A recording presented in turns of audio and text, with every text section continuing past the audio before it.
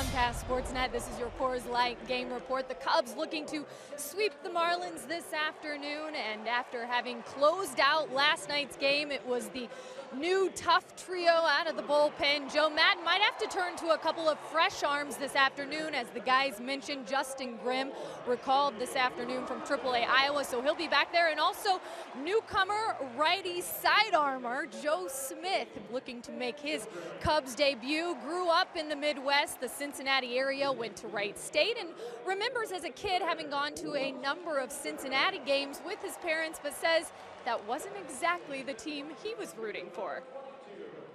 I was the only guy in my high school, I think, walking around with a Cubs hat on.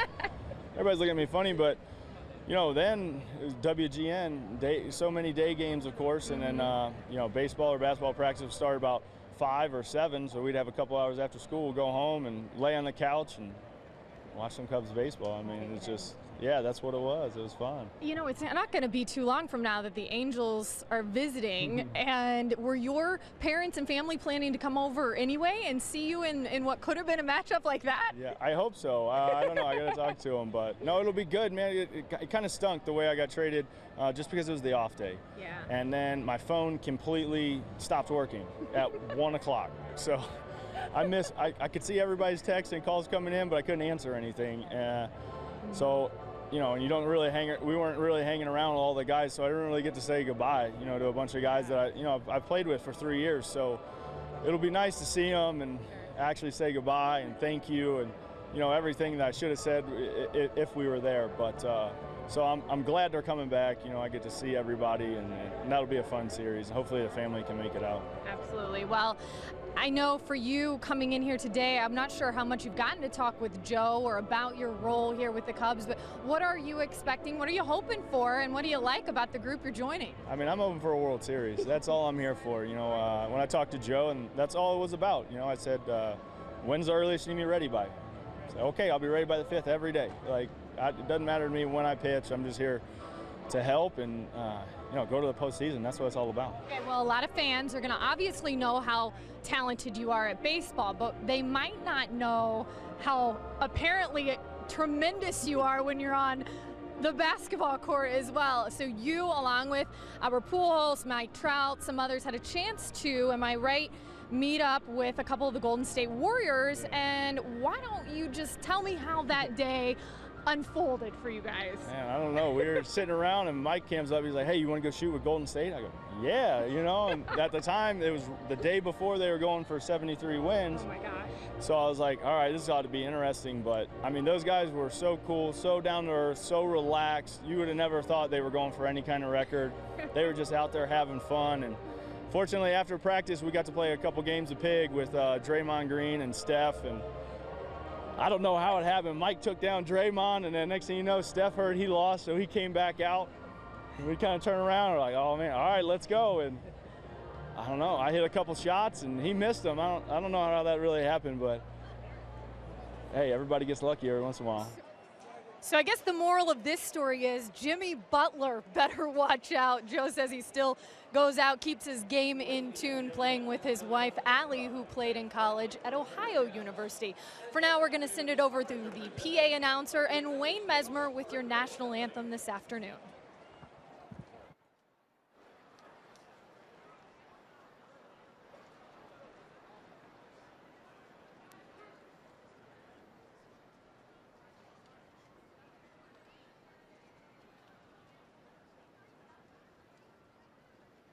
At this time, please remain standing and join Wayne Mesmer as he honors America with our national anthem.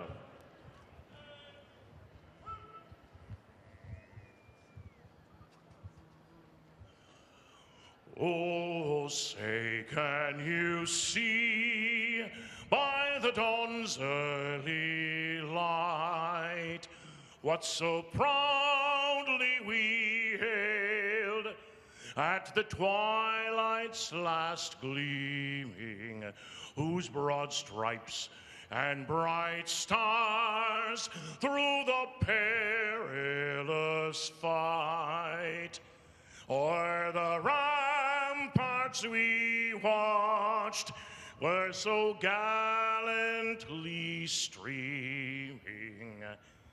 and the rocket's red glare, the bombs bursting in air, gave proof through the night that our flag was still there. Oh, say does that star-spangled banner yet wave o'er the land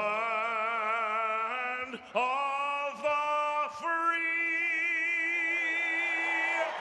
and the home of the brave.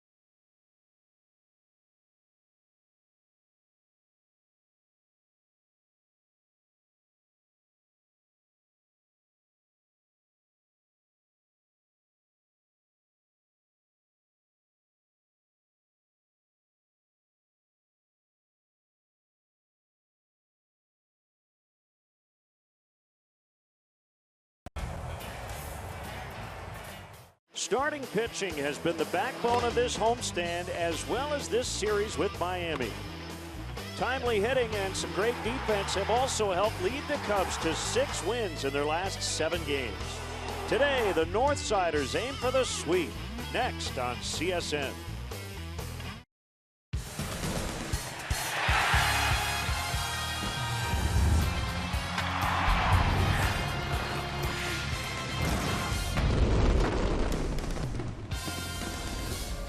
Cubs baseball on CSN Chicago is presented by State Farm, the famous Wrigley Field marquee.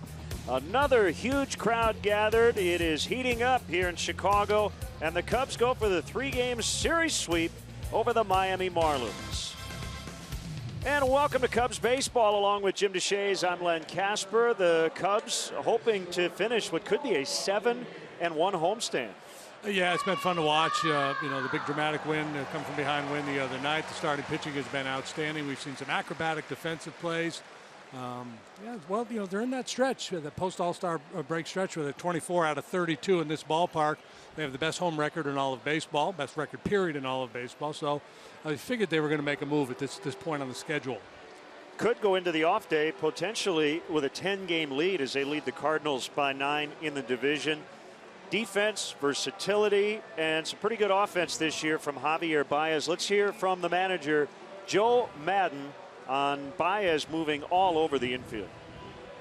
Yeah, it's unusual. It's just unusual. Not many people could, many groups could have that particular weapon. I mean, he's just the play made last night at third. You've seen the plays at second base.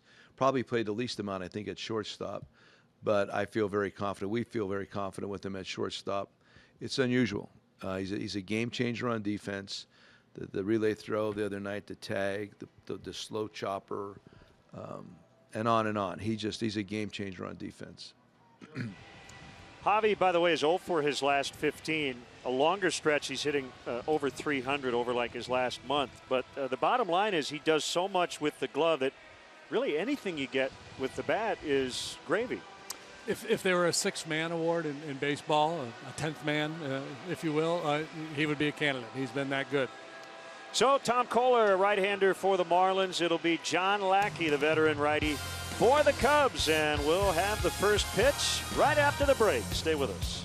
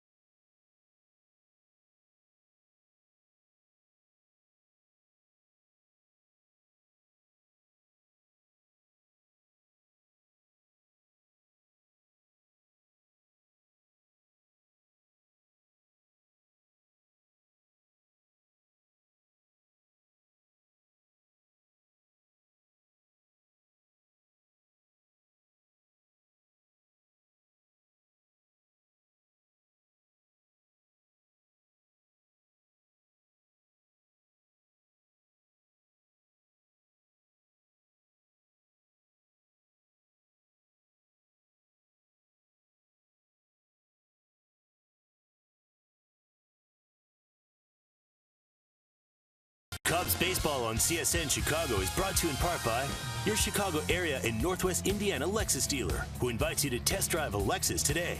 Blue Cross and Blue Shield of Illinois, through it all. Ford, inviting you to check out their fuel-efficient lineup at your local Ford store or at localfordstores.com. Southwest Airlines, transparency, low fares, nothing to hide. And by your local Kia dealers. Visit mykiachicago.com to learn more. Let's get right into the Miami Marlins Southwest starting lineup written out by Don Mattingly. They try to avoid a sweep. They're a half game ahead of the Cardinals for the second wild card spot. Gordon, Prado, Yelich at the top. Stanton, Ozuna, Dietrich in the middle. Notice no Ichiro. He has not started in this series. Still 2 hits away from 3,000. Jeff Mathis gets the nod back of the plate. Echeverria, the shortstop, and the pitcher, Kohler. Cubs defensively brought to you by Arby's. And Joe Madden playing his version of Where's Waldo. It's Where's Javi, and today you're going to find him at shortstop. Paired with Ben Zobrist there in the middle. Bryant Rizzo have the corners. Montero's behind the plate, and we'll turn our attention to the outfield.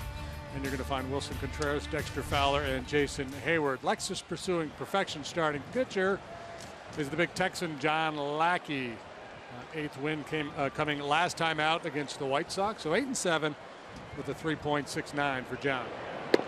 We are underway in a first pitch strike on a fastball from Lackey. 37 years old, 6'6", 235, the Abilene, Texas native. Likes to work quickly. 1-1 on Gordon. It is hot. I mean to say.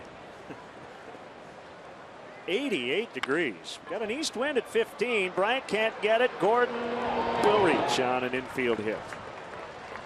Once it got by the third baseman, it was going to be a hit as Gordon runs well. He doesn't look that comfortable, however. I don't know if he's injured or what. Slap and go there. Yeah, he got a little funk going on at the end of this play, and I guess it speaks to how good Baez has been. Even when that ball got by Bryant, I'm thinking, well, maybe, but no.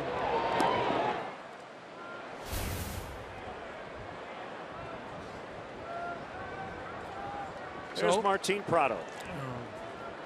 Early situation here. Miguel Montero's had a real tough time throwing out base stealers. Gordon has led the league in that department each of the last 2 years. There he goes. Pitches a strike. The throw off the mark.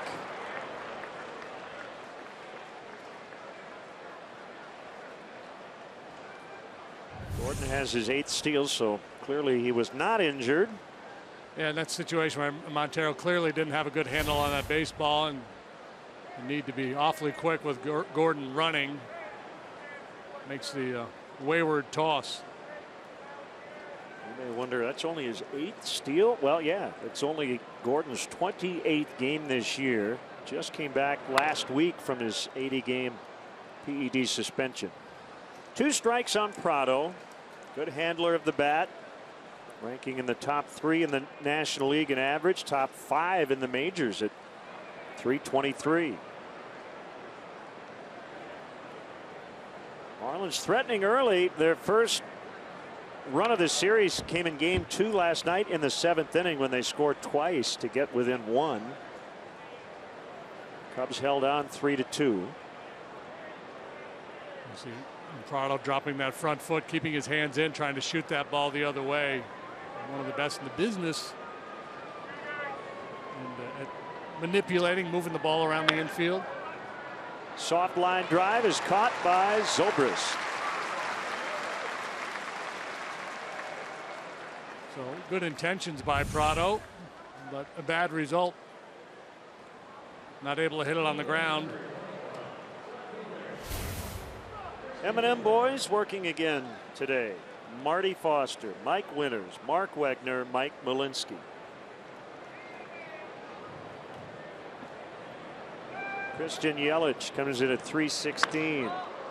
And he lines one to left, and that'll get over the head of Contreras.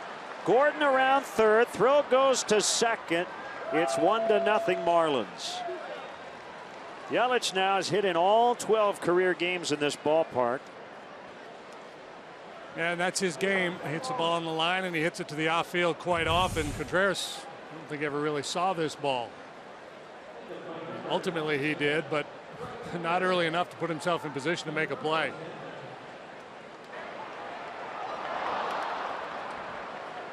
Gordon, who reached on the infield single, stole second, comes home for the Marlins' first lead of the series.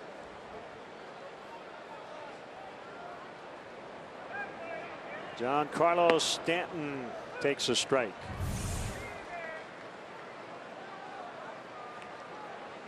John usually very good first time through the order.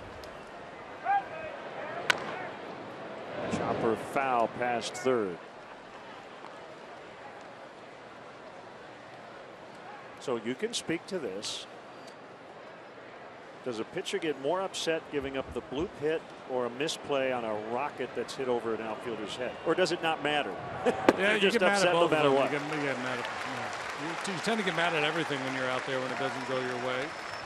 Stanton, his first strikeout victim.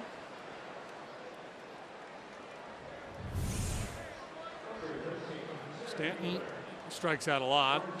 Just about a third of his plate appearances end with a strikeout. Talked to a few pitchers and they feel when they make their pitch, guy breaks his bat or something, and the blooper drops, that can be particularly frustrating. And while this ball could have been caught, Yelich really squared it up.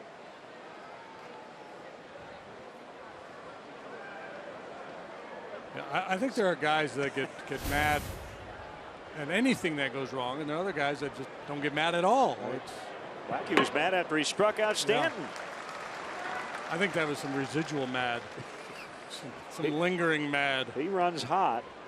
He's going to carry that back to the dugout with him. Well, I find watching him pitch immensely entertaining. His slide step action, almost a quick pitch. As much as you can do that from the stretch, 1 and 2.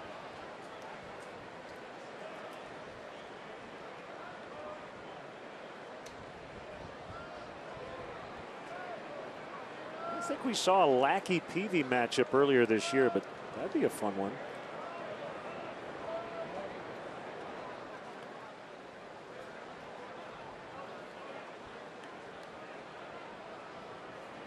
Peavy's hung in there. I thought he would be out of the Giant rotation by now.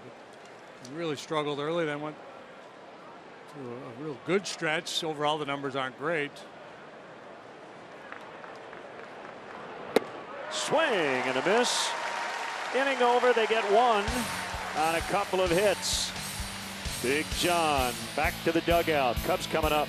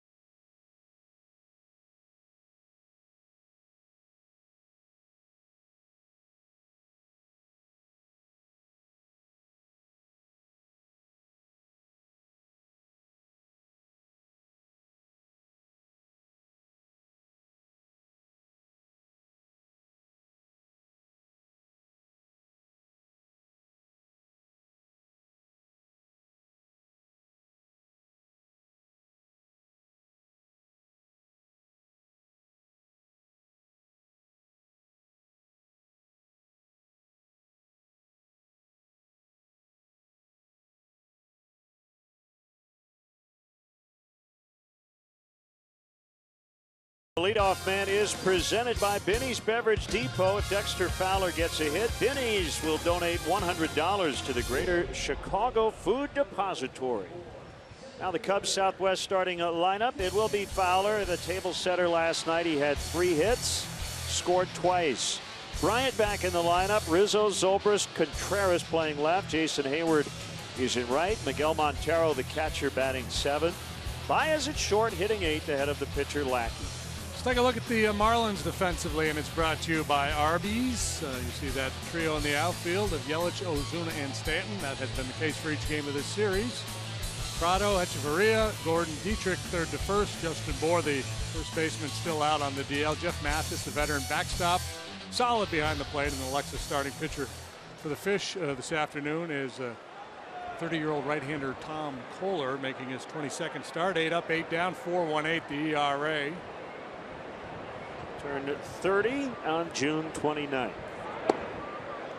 First pitch fastball apparently caught the bottom of the zone for a strike. Mister has his on-base average up over 400. 3 reaches last night, 24th time this year. He's been on at least 3 times. He is 0 for 10 in his career against Kohler. He's due. Off the outside, 2-1. Top out around 95. Pitch at 92, 93. Slider, spike, curveball, and a changeup for Kohler.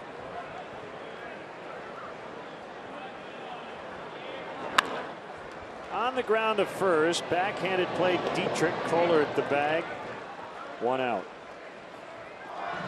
Kohler has battled control problems throughout his career. He's carrying an 11% walk rate into this start for this season.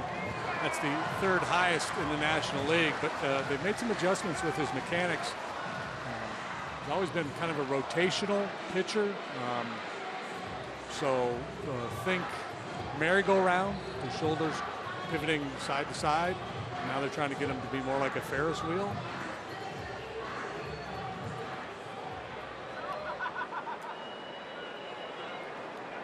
Bryant got the night off on Tuesday, just the 3rd time all year he has not gotten into a game. All right, so show us what you mean, rotational. So, yeah, so in his delivery before, he would kind of have a lot of this going on, right? Shoulders. Now it's more this. Throws a firm front side. That keeps him on the plate a little bit longer.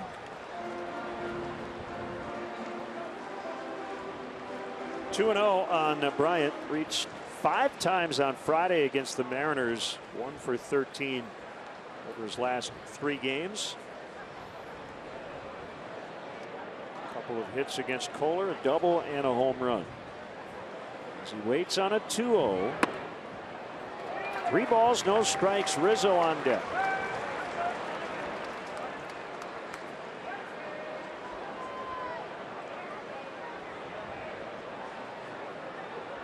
I'm a little out of gas from putting on that demonstration. Right. 3-1. Both teams off tomorrow. They will spend their off days at their next destination. Cubs in Oakland and the Marlins at Colorado.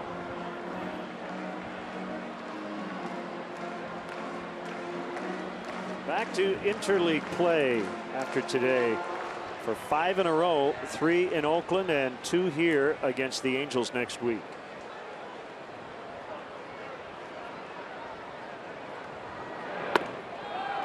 No, just missed.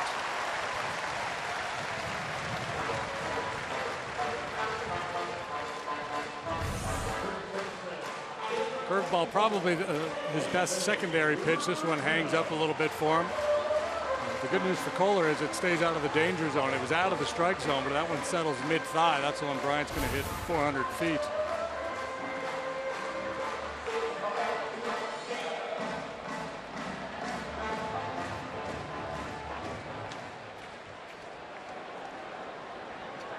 Kohler in the stretch for the first time as he faces Anthony Rizzo. Short lead by Bryant. The pitch inside, ball 1.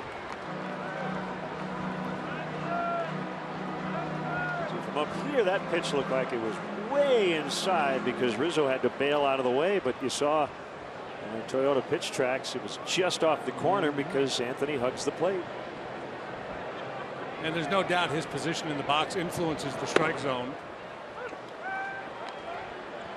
You see pitches that are on the inside corner called balls quite often, and many times pitches off the plate are called strikes because of the proximity the pitch is to Anthony, not so much to the plate.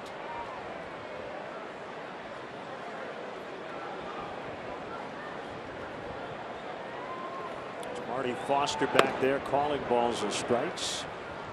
2 in a row for Kohler, 1 and 2.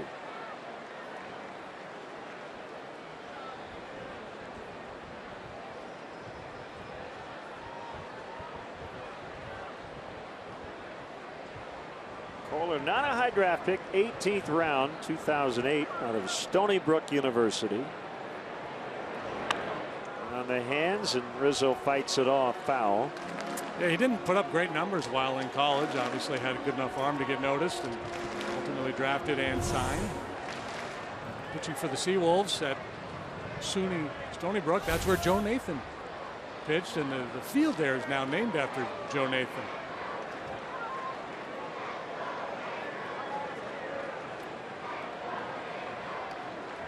Another 1-2. Rizzo hits it in the air to left.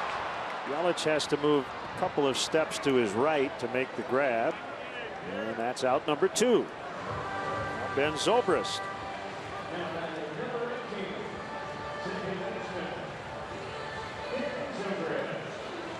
Feels weird to pack for a plane flight. The Cubs, when they returned home from Pittsburgh on July 10th, have not had to jump on an airplane. Oh, it's been a very nice run, and this trip just a quickie out to Oakland and back. And then another long homestand coming up starting next week. Cubs earned it. There was some tough trips in the first half. Zobrist hitting .391 on the homestand, 9 out of 23, 3 doubles, a triple, very productive. PNC upcoming schedule. We mentioned interleague play coming up. Cubs choosing to spend the full off day on the West Coast tomorrow, get acclimated to the change in time zones. I think that's a good idea. 1 ball, no strikes. Yeah, and I think especially since it is just out and back, I think if it was the beginning of a long trip, probably stay home. Guys cherish their off days here at home, but coming right back on Sunday evening.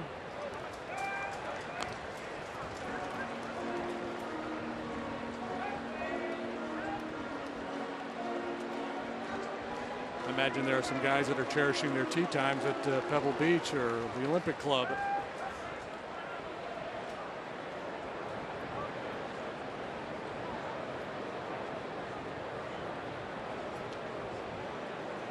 Kohler has his sign. Here's a pitch.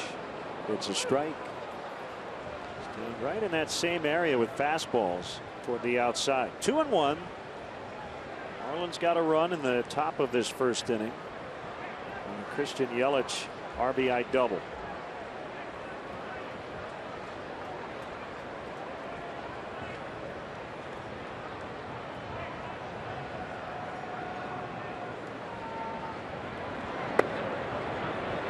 Two and two.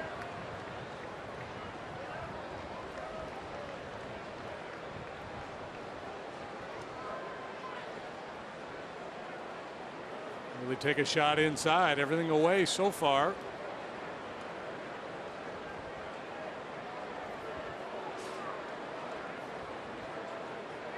Staying away. Bryant runs and into right center. Stanton up with it. Bryant will be held at third. They're at the corners for Contreras. First hit for the Cubs.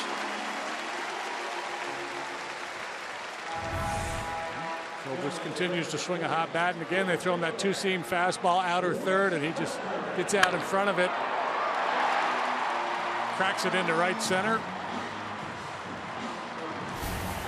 Just gave a really good hitter a lot of looks. Same part of the strike zone.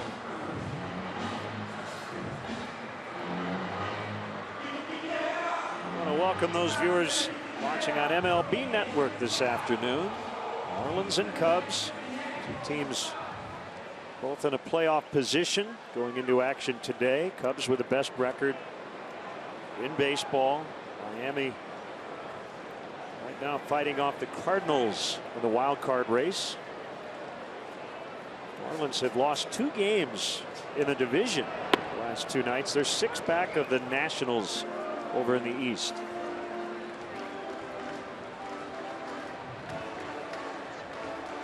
Mets won their ball game last night over the Yankees, but they trailed the Nats by 7.5.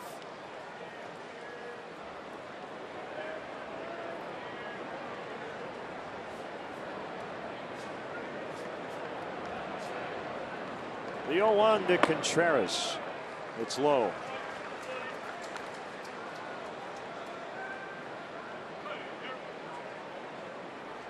Jose Fernandez started for the Marlins last night. Really battled. He got through 6. It was a quality start, but he worked awfully hard. Great at bats by the Cub hitters. Touched him for 8 hits and 3 runs. 103 pitches made by Fernandez in 6 innings on a hot, steamy night. Pretty rare losing back-to-back starts. I think it's only the 2nd time in the same season in his career he's dropped consecutive starts. I believe just the 4th time this year he's allowed more hits than innings pitched in a start.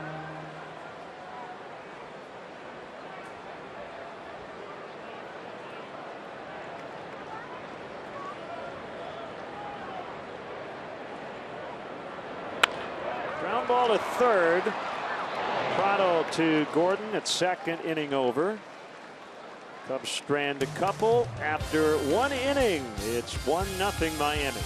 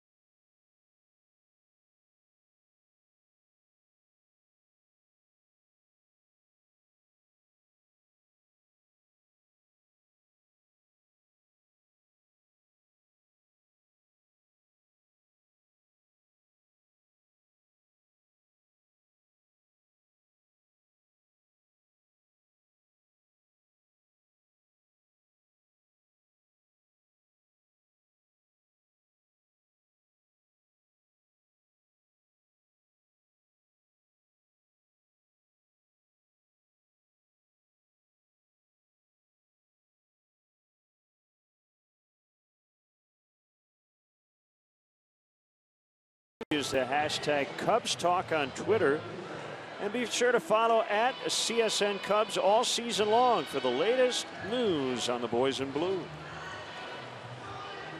Big welcome to all our viewers watching on Moultrie Telecommunications in Lovington, Illinois.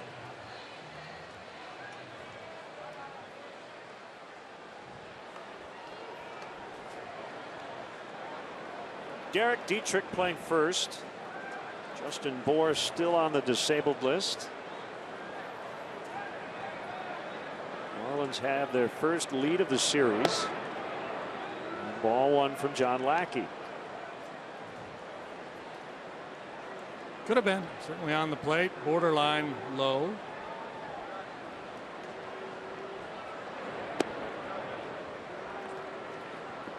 Mentioned this in the opener. If the Marlins make the playoffs, D. Gordon will be ineligible because of his suspension earlier this season. While filling in, though, Dietrich did a nice job. As a leadoff hitter this year, he's at a .420 on base clip.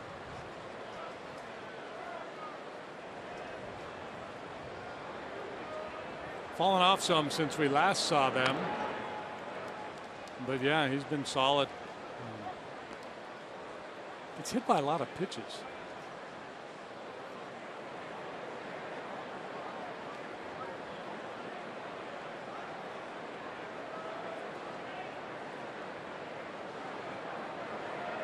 Lackey's 2-2 is lined. Rizzo with a leaping grab. Nobody beats the Riz.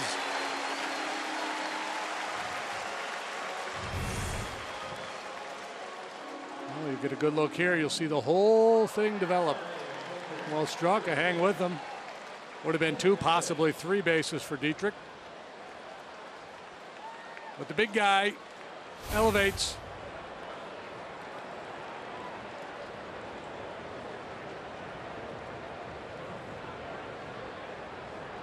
The catcher Mathis batting 7th. And he pops it up on the infield.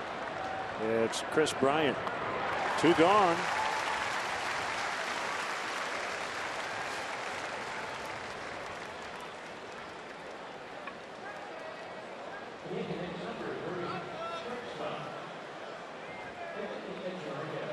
Shortstop Echeverria.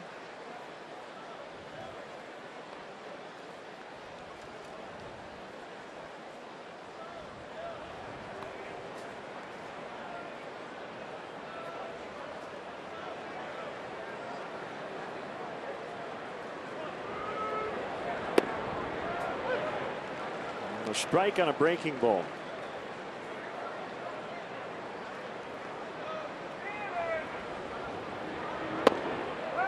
Laid it. Only game going on right now. A couple of late afternoon starts out west. Brewers are in San Diego. Nationals are at Arizona. Everything else will be tonight. Baez to Rizzo, and Lackey with a quick 1-2-3 in the second. Marlins lead the Cubs 1-0.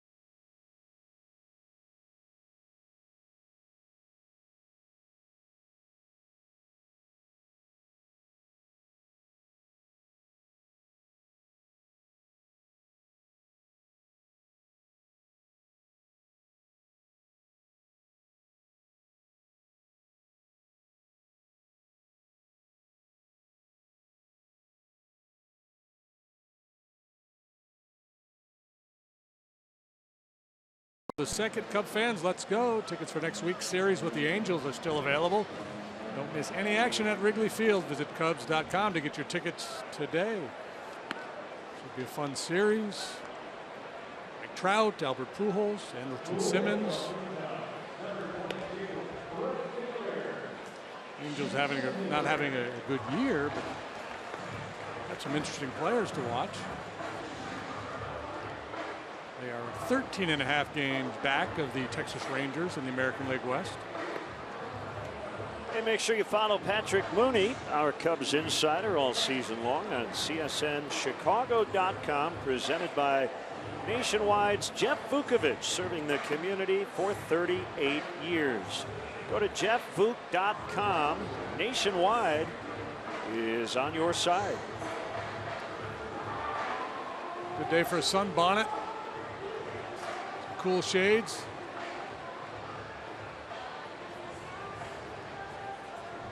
Jason Hayward will start the Cubs second. Montero and Baez to follow. Walk and a single allowed by Kohler in the first, but he got out of it. Hayward has hits in his last 8 consecutive games.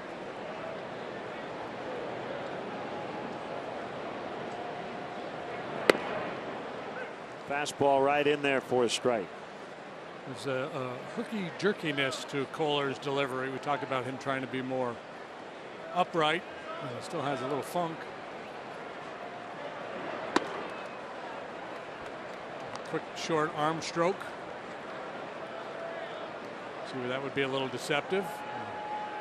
92 might play a little faster than that.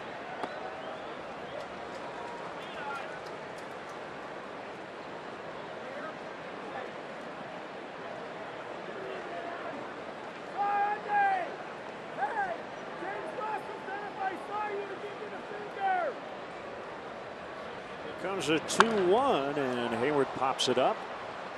Tough Sunday. Chivaria stuck with it. Yeah, you got to make sure you run him out today. You don't want to get embarrassed standing on first when you could have had second. And Hayward plays the game the right way.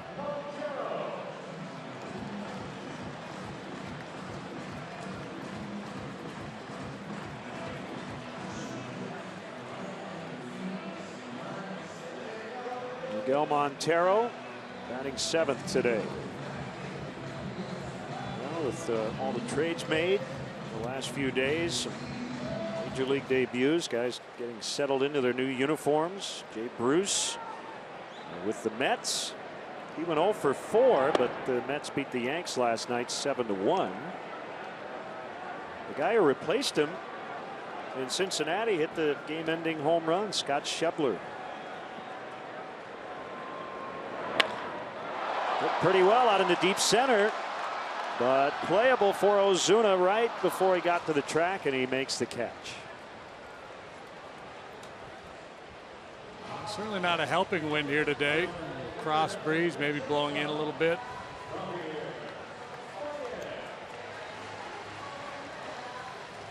Baez with 2 outs. Andrew Benintendi made his major league debut with the Red Sox off the bench last night, went 0 for 2. Mariners beat the Sox 5-4. Robinson Cano, and a big 3-run homer. Mariners have made a change in the 9th inning. For Steve Cishek, gave up those 3 runs here Sunday night. Edwin Diaz got his first major league save, and all the outs were strikeouts. Yeah, shocker. Well, yeah, he's throwing a high 90s heater with a disappearing slider here the other day.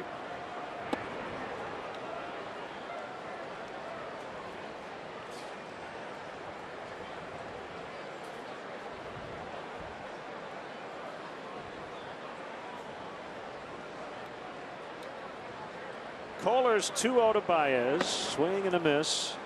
Fastball count, didn't get one. He's sitting dead right there. Joe had a comment today about Baez to the media about, certain days he'll shorten up, play situational ball, and he said other days he's John Daly. 2-2. Very much a borderline pitch.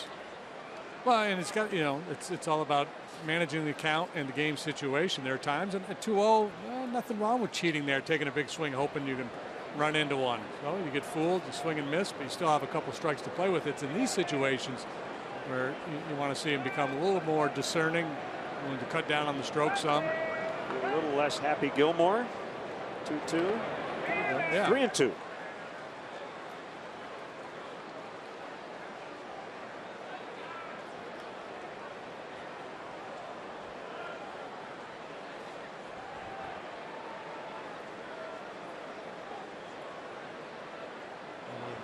Two outs, pitcher on deck. Try to keep the line moving.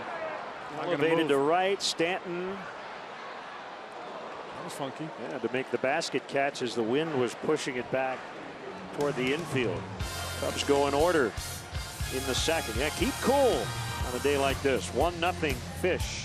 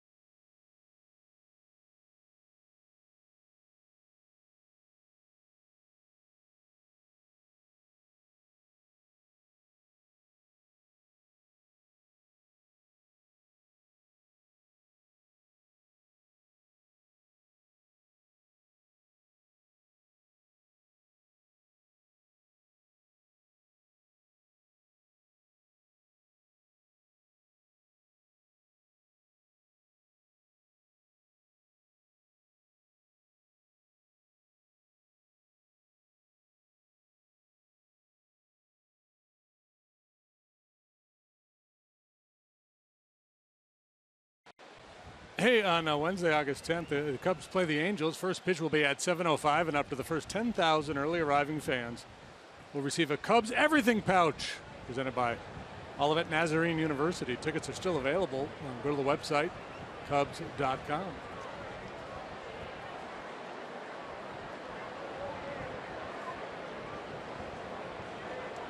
Put your Crayolas in there. Protractor. Strike called on Kohler. 088 this year, 086 career. So he's improved as a hitter. Little by little, that's what it's all about. Just get a little better each day. One career extra base hit, a double last year.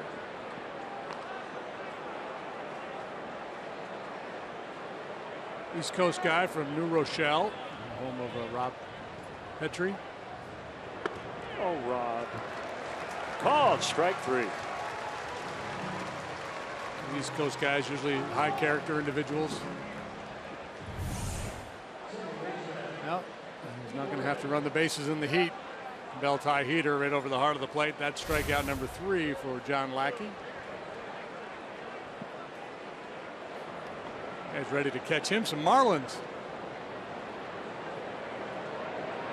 Gordon, leadoff single on the infield, stolen base, and the only run to date.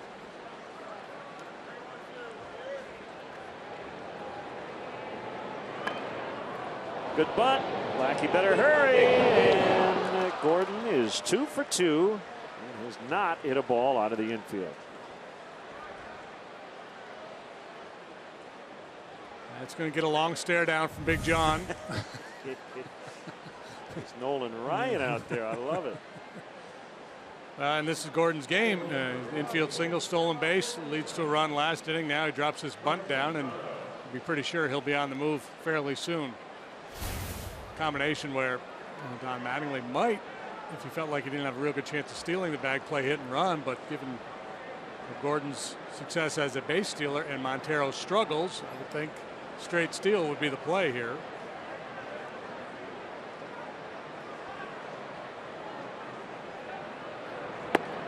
It's interesting. Dee's dad, Tom, his nickname was Flash, but he was a pitcher. I think it's a better nickname for a guy who stole 64 bases 2 years ago and 58 last year.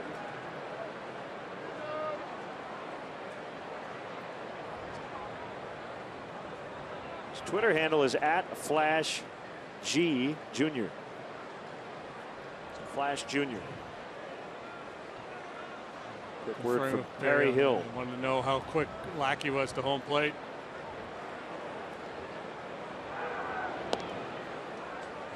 Gordon caught stealing by Wilson Contreras a couple of nights ago. Last night he came in as a pinch runner and was picked off.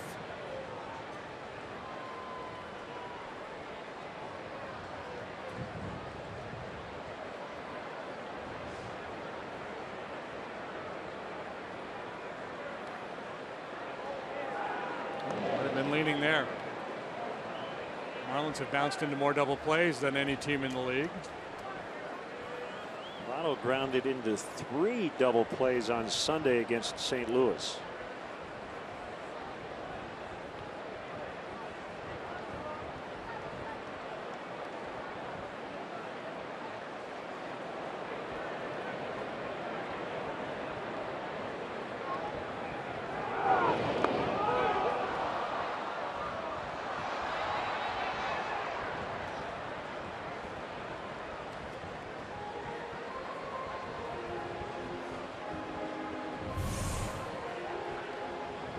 Within a game here, Lackey and Gordon. As Rizzo vacated, Gordon took a few steps towards second, and Lackey had it over there and stared at him a bit. This is fun. This is good old country hardball.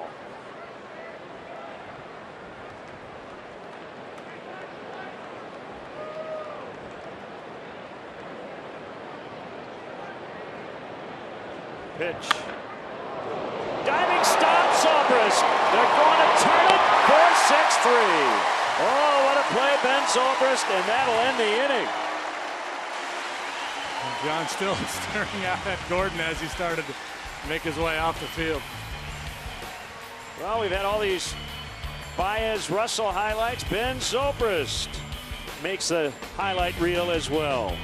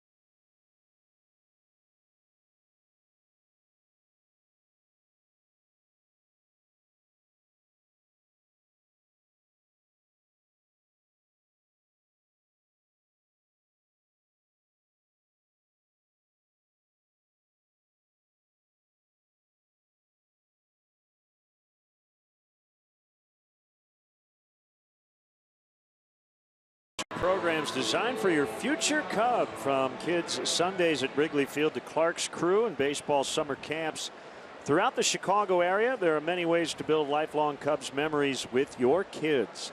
Visit Cubs.com/kids to learn all about our Cubs Kids offerings.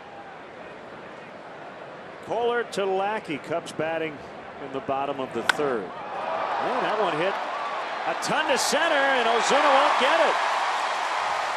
Lackey on his way to second. He's got a double. And he and D. Gordon can chat. That's probably why he did it. Motivation comes in so many different ways. This is a two-seamer. Moving in on him a little bit. I think he's trying to go away. And Big John with a very impressive swing of the bat. And they are chatting a little bit out there. Still talking.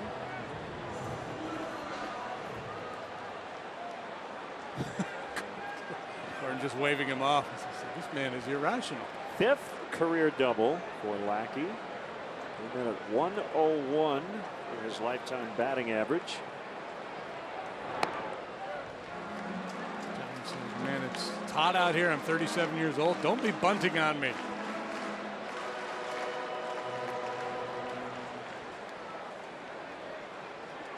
Of course, if I'm D. Gordon, my next at bat, I'm dropping a bunt down.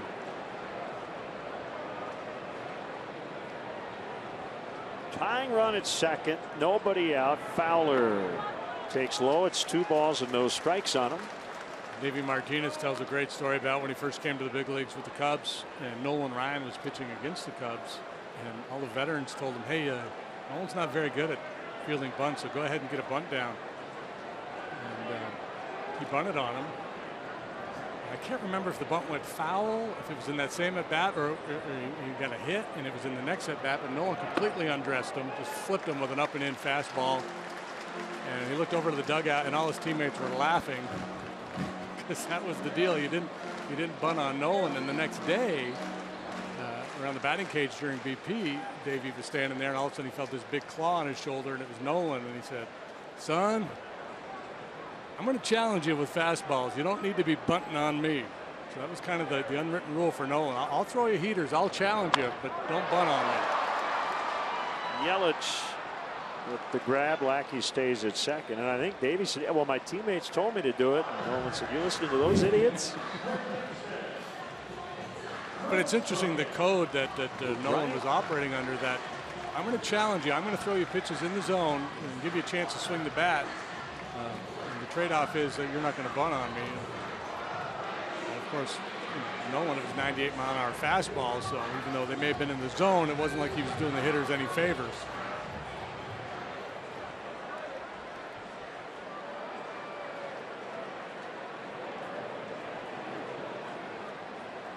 I just love that his teammates set him up. Oh, it's great. Bryant walked in the first.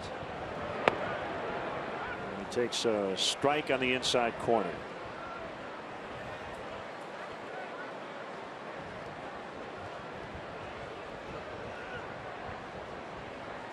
Well, I think the other thing for John, there's a little John McEnroe in there too. And I just think it's just intimidation. It's part of what makes him tick. I don't think it's personal. No, it's irrational for sure. But some guys are just made that way. You think back to Clemens with the Piazza thing with the bat in the World Series. Chris Carpenter used to do it, pitching for the Cardinals. Yeah. He would start screaming at guys for no apparent reason.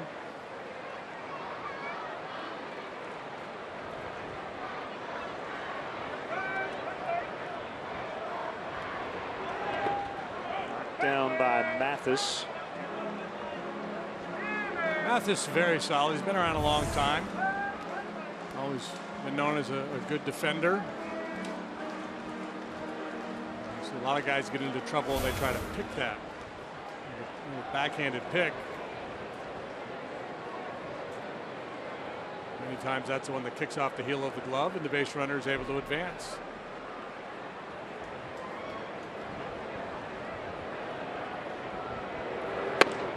Swing and a miss for strike three.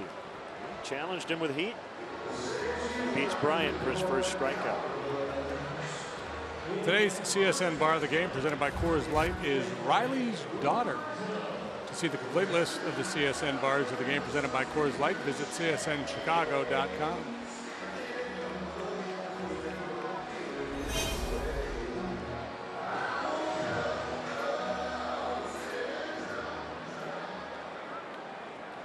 He started the inning with that double, setting it up for the top of the order. He is still there with 2 outs.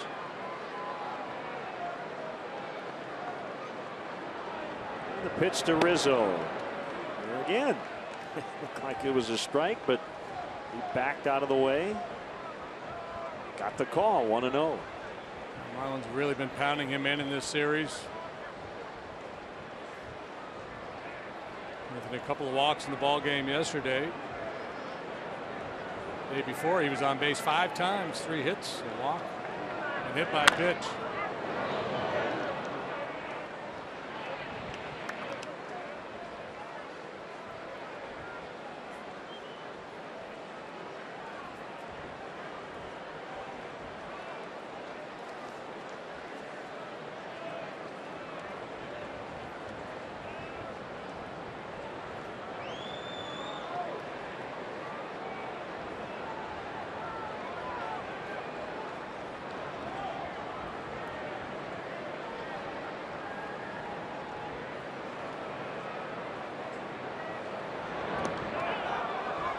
Gets by and Lackey races to third.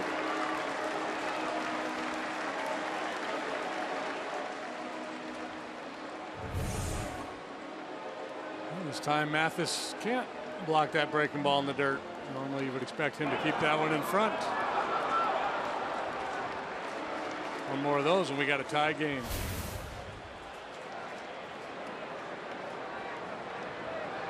That's a WP if you're scoring at home. Rizzo understands the situation, shortening up with 2 strikes, tying run 90 feet away with 2 outs.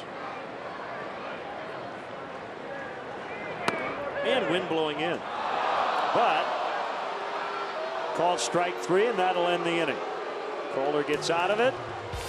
It's still 1-0 Miami.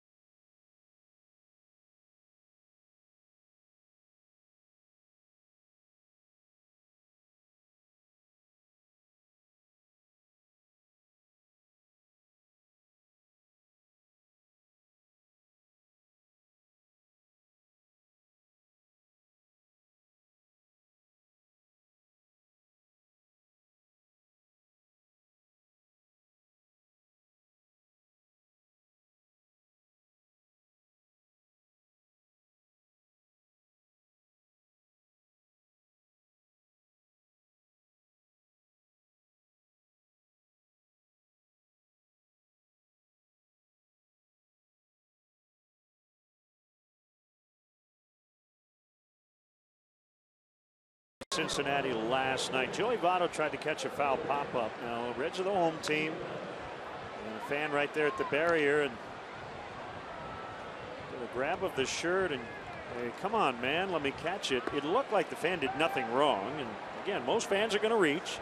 So Votto quickly realized his mistake, came over, apologized, took a picture with the fan, and gave him an autographed ball. Something in the effect of thanks, sorry for whatever. Yeah, sorry for acting like a child or something to that effect.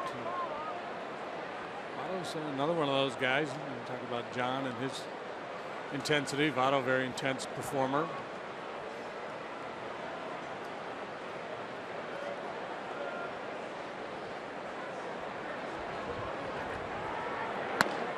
Yeah, you buy a front row ticket and the ball is in the air and it's going to land in your seat. Your first instinct is to reach your hands up in the air to try to catch it. Got no problem with it.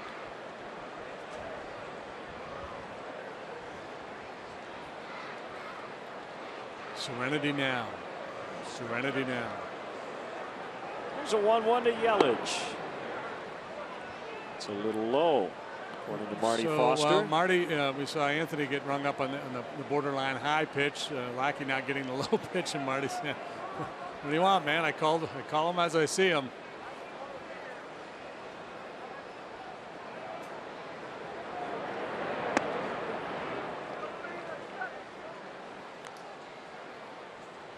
Sociologists would tell you that the crime rate goes up when the temperature gets hot. Same thing happens on the baseball diamond. Temperature gets hot, people get a little ornery, tempers flare.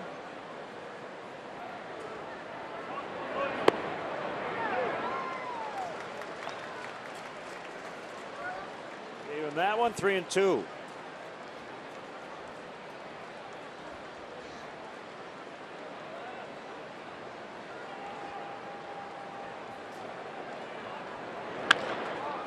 Ground ball in the left. Yelich 2 for 2. Little issue for Contreras, but Anything middle of the way, you're really playing to Yelich's strength. So good at going to the opposite field. Seen a whole bunch of that from him in this series, including twice today.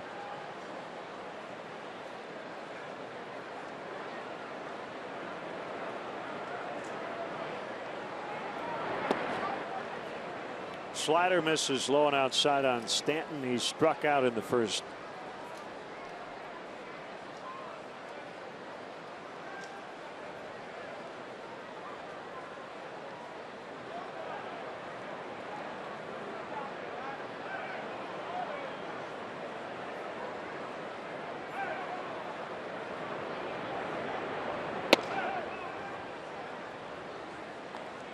You'll typically see infielders, especially on the pull side of the diamond, with a guy like Stanton up there, play a little deeper than normal. The ball really explodes off his bat.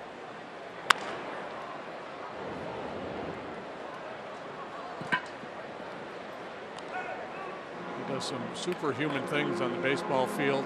Some of the balls he hits, throws he makes.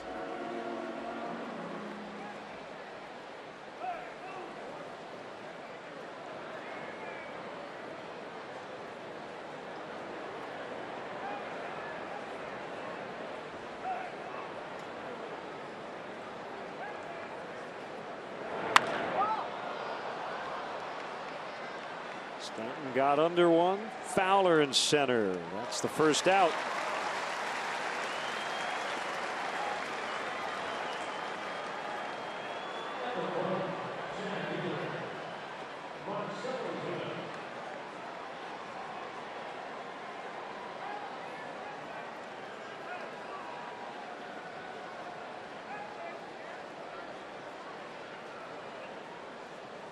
The All-Star Ozuna. And the pitch. A late decision to swing. Probably would have been a called strike anyway. 0-1.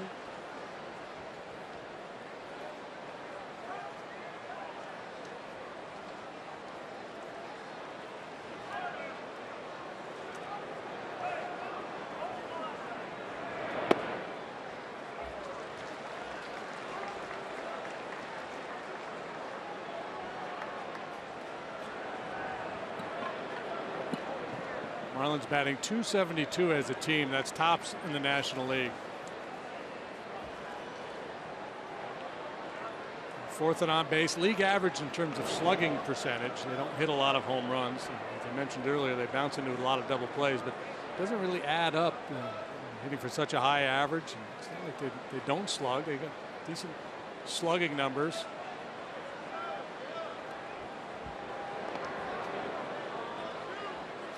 But just 11th in the league in runs per game.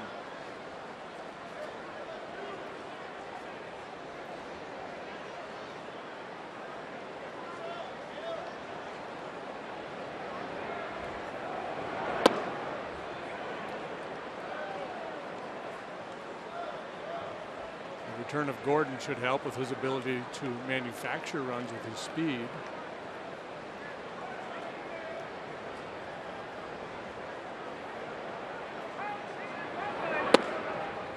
Down that time and missed. 2-2. They have the third lowest platoon advantage in the National League. So that means right-handed hitters getting at bats off lefty pitchers and vice versa. Means they have a pretty set lineup. Yeah, and it's mostly right-handed, but it doesn't really, at least in terms of batting average, doesn't adversely affect them. They've been very good against both sides. So maybe the slugging numbers would improve a little bit if they had a higher rate of those platoon advantage at bats.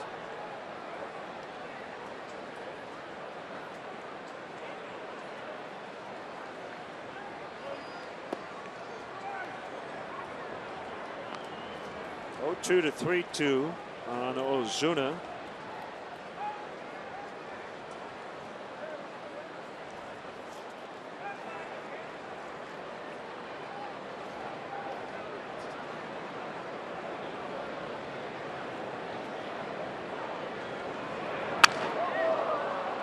In the air to left. That actually cracked Ozuna's bat. Contreras makes the catch.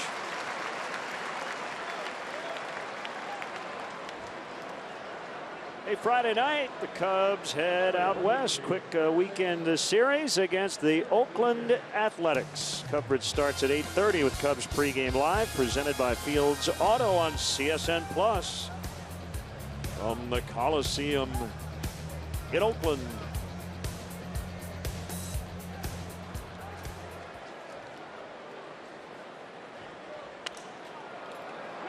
Field pop up. That ball is going to drop and everybody's safe. How about that? Lackey, Rizzo, Zobrist in the area, but it was absolutely perfectly placed by Dietrich. You will rarely see a hit play out just like that. Yeah, this is just a tremendous lob wedge by Dietrich. And I can't believe Lackey's not screaming at him. But this turned into a base hit. Billy Martin would have made this play, but not the only guy that would have. Yeah, it's the infield pop that's not hit very high and does not allow the infielders to enough time to get there. It's like Phil Mickelson hit that ball. It's Mathis. He swings away and airs it out to center. It is Fowler, and that's the inning. 2 hits, no runs. Midway in the 4th, Marlins 1, Cubs nothing.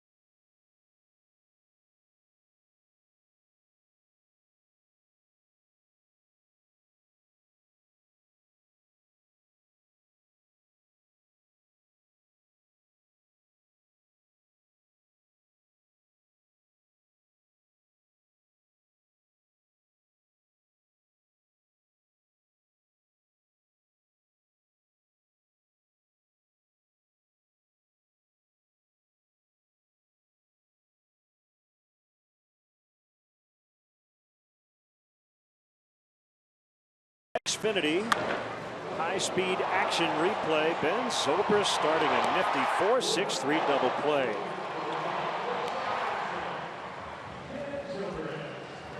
Always dependable. Ben has committed just 2 errors all year.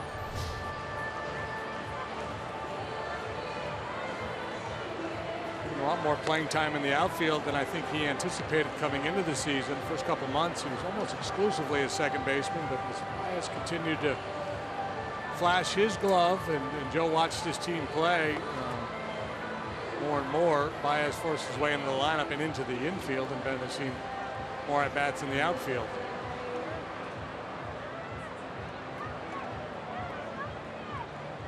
Media relations talking with Stats about Baez starting 3 different positions in the same series. Ben Zobrist did it over the weekend, right, left, and second. The last Cub player prior to Baez in this series to start at 3 different infield spots in a 3-game series, Ramon Martinez, 2003, against the Blue Jays. So it's nice to have that defensive versatility. And Ben takes a strike.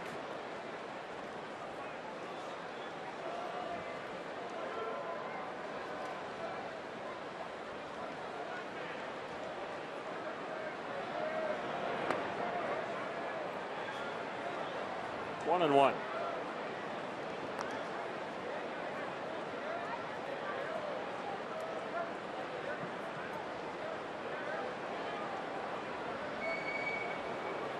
A bunch of fastballs away last time and finally got out in front of one and yanked it toward the alley in right center for a base hit.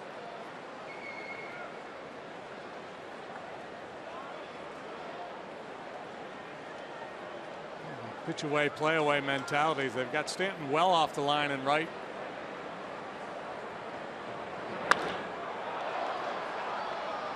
High fly center. So Zuna.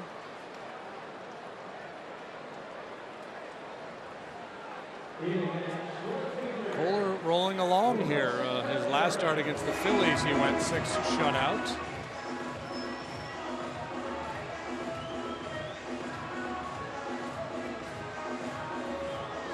Start prior to that was also against the Phillies in Philadelphia. In that ball game, he went 8 innings, allowed 2 hits, 3 runs, only one of which was earned.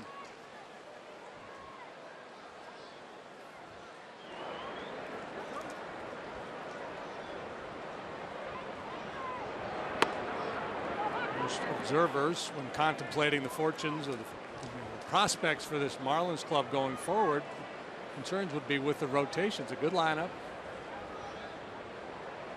good bullpen. The rotation hasn't been horrible, but there's not a lot of resumes out there, not a lot of guys with track records I feel real comfortable with. They've added Andrew Cashner. He was a trade deadline deal.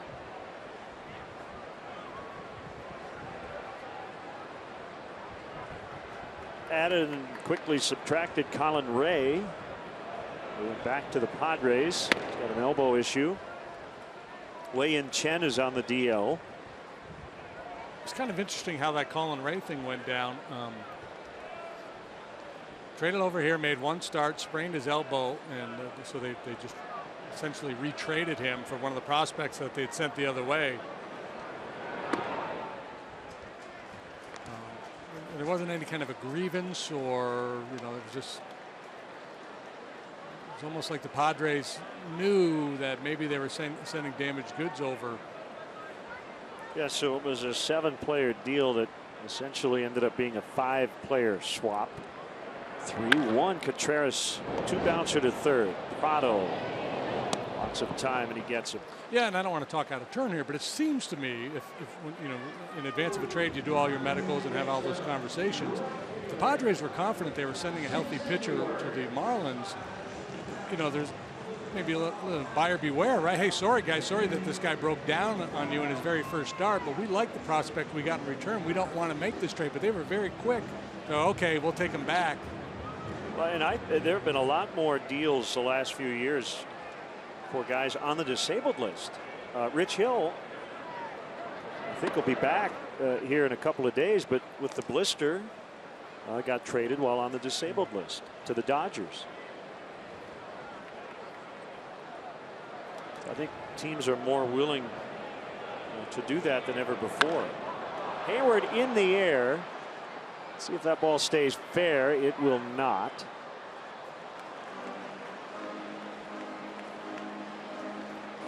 Gordon got way out there. And a lot of times the terms of the deal will consider that too, right? A team will say, okay, we're going to take on this guy. He's banged up, and we're going to get player X. But if this guy ends up not making more than 5 starts for us, we're going to return player X. You know what I mean? I would assume there are those conversations. Sure. A lot of times it's that player to be named later. You get a couple of different lists depending on how it goes. Called strike 3. No argument from Hayward. So Kohler shutting out the Cubs on 2 hits through 4, and he's got a 1-0 lead.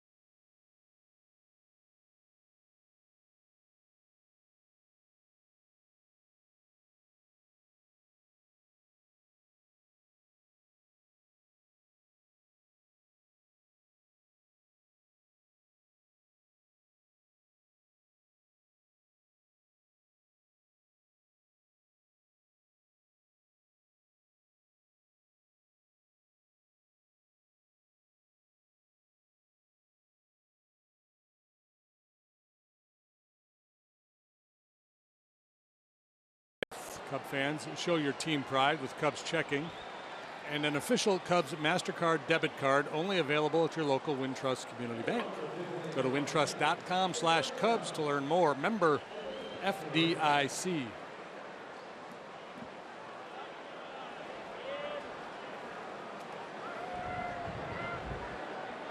Kids are grinding. Working on their scorecard.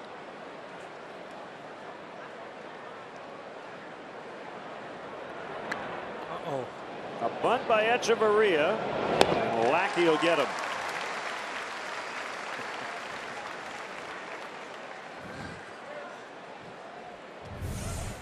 So it can be really annoying, or it can be a real quick, easy out for you. And this time, Lackey able to make the play.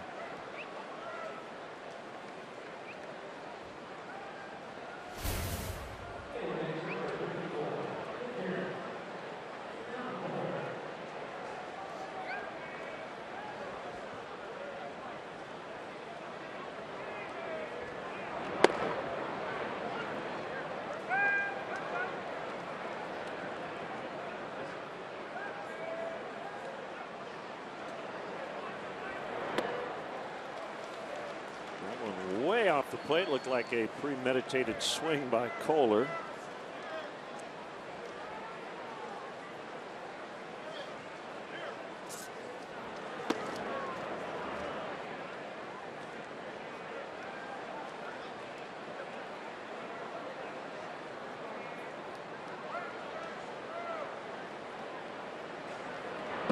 Got him on the slider. 4 strikeouts for Lackey, and 2 have been against the pitcher.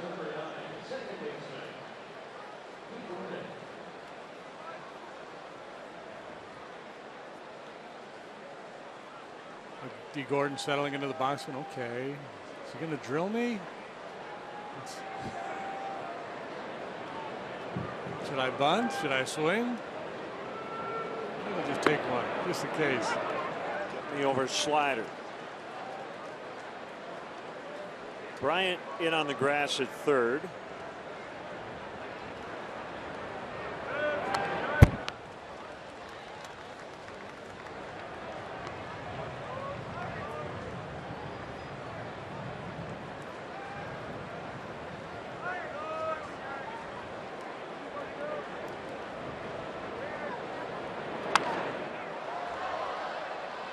Gordon stays alive.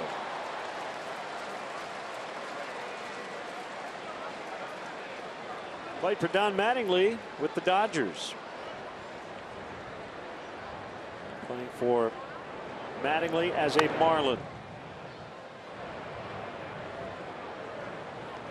First couple of years in the league, mostly a part-time player.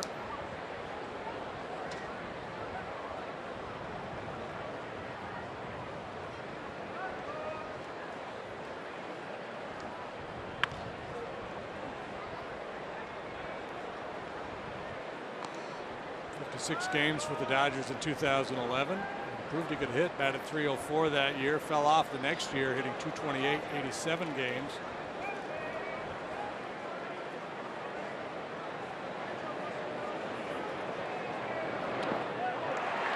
And he strikes out, and the inning is over.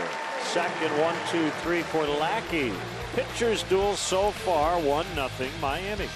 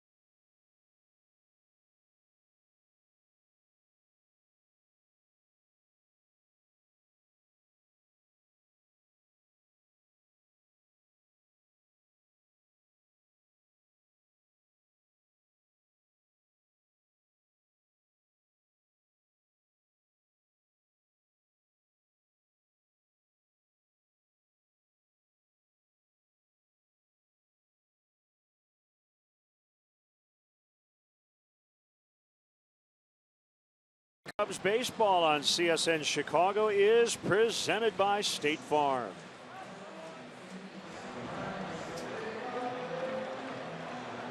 Bottom three in the order against Tom Kohler.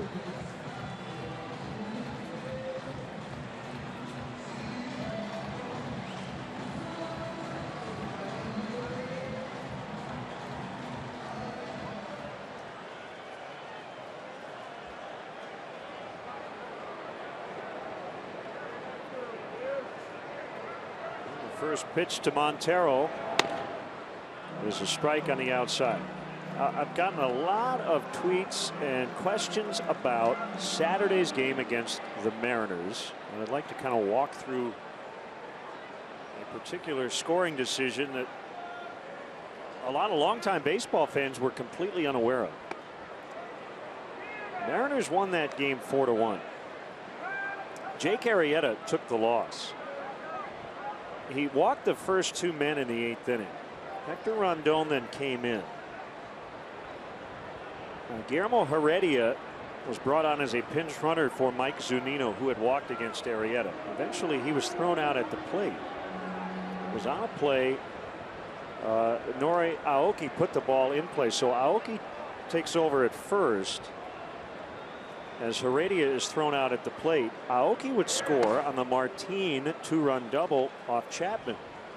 So a lot of fans thought that run should have been charged to Hector Rondon because Aoki batted against Rondon. But that run was not charged to Hector because of the previous base runners given up by Arrieta. It's the rule of transference. So you can't penalize Rondon for a runner already being on. If the runner had not been on base, the guy at first would have been out. Right, yeah. So that's why Arrieta was charged with that go-ahead run and why he suffered the loss. It can be a bit confusing, but it does happen on occasion. So a tough loss for Jake. But I'm guessing he would tell you, hey, I walked the first 2 guys of that inning. Yeah, bottom of the order guys. Otherwise outstanding performance.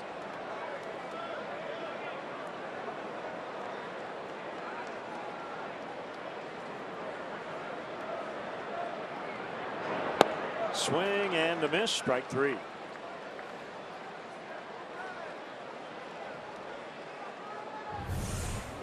Number 4 for Kohler, a little backdoor slide ball. Montero usually very patient. Got a little greedy there. And so let's say Baez singled off Kohler and Don Mattingly made a pitching change here. The reliever comes in, gives up a ground ball to short, fielder's choice at second. So the next batter, feels like it would be on the next guy's record, but it's really almost like a do-over. Still a runner at first. That's why that runner would be charged to Kohler, because he gave up the original hit.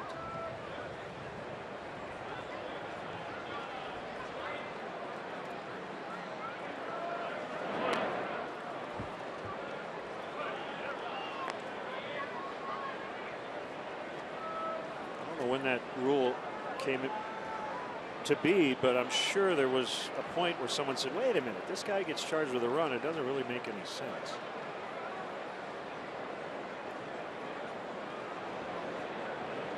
Probably some starting pitcher.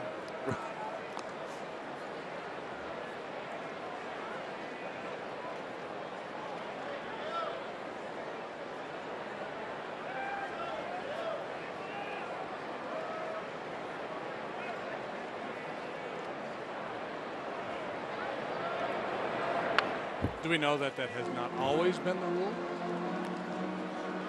I just think it's kind of next level thinking, so I'm guessing. Back in the early days of baseball when there was a bunch of rubes running this game, probably didn't. Well, I don't know about that. Well, let's be honest. Guys used to jump the team to join the vaudeville and join the Western show. And it is a very logical rule, but it does create a little confusion. So Arrieta takes the loss. Chapman blew the save because he was on the mound when the lead was lost.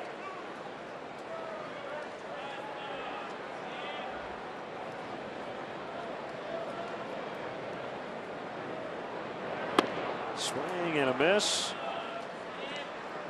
3 straight strikeouts for Kohler.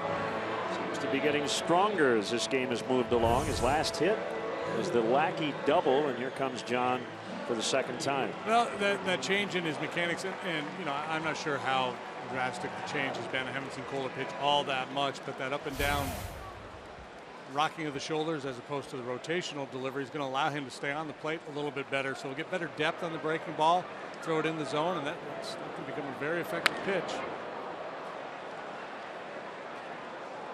Hitter sees it away to begin with and knows it's going to run way off the plate. It's an easier pitch to lay off of.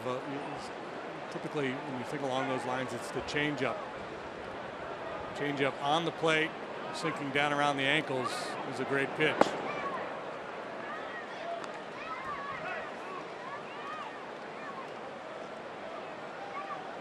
The one off the plate, usually a little easier for the hitter to lay off.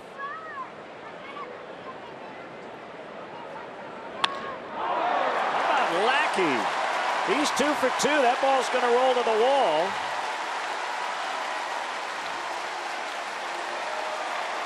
Couple of doubles for John.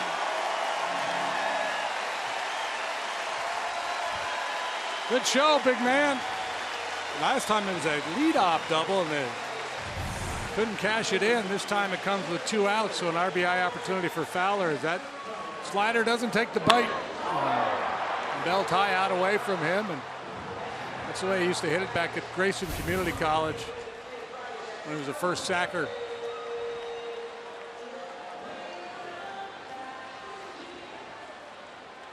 creates a 2-out RBI chance for Fowler. Cubs have 3 hits. Zobrist with a single, Lackey 2 doubles.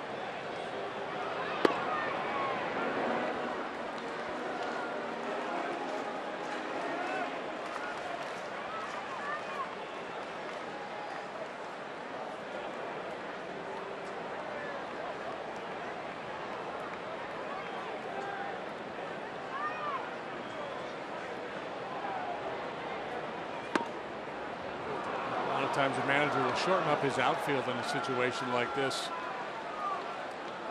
Base hit could tie the ball game, but with Lackey being the base runner, I think Don Mattingly feels pretty comfortable that these guys at normal depth would still have a shot at making a play on John if they try to score him on a solid single. 2 strikes to Fowler.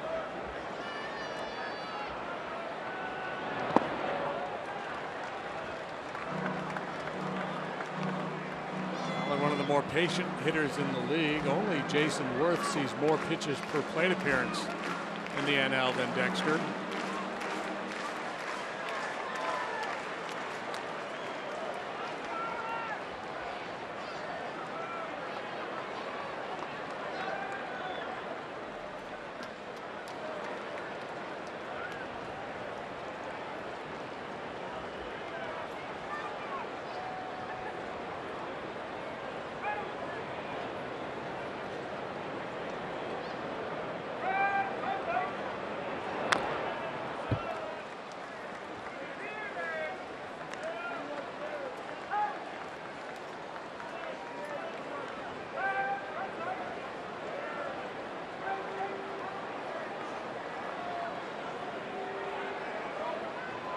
One and 2 on Fowler. Marlins got a run in the first inning. Cubs haven't done much against Kohler.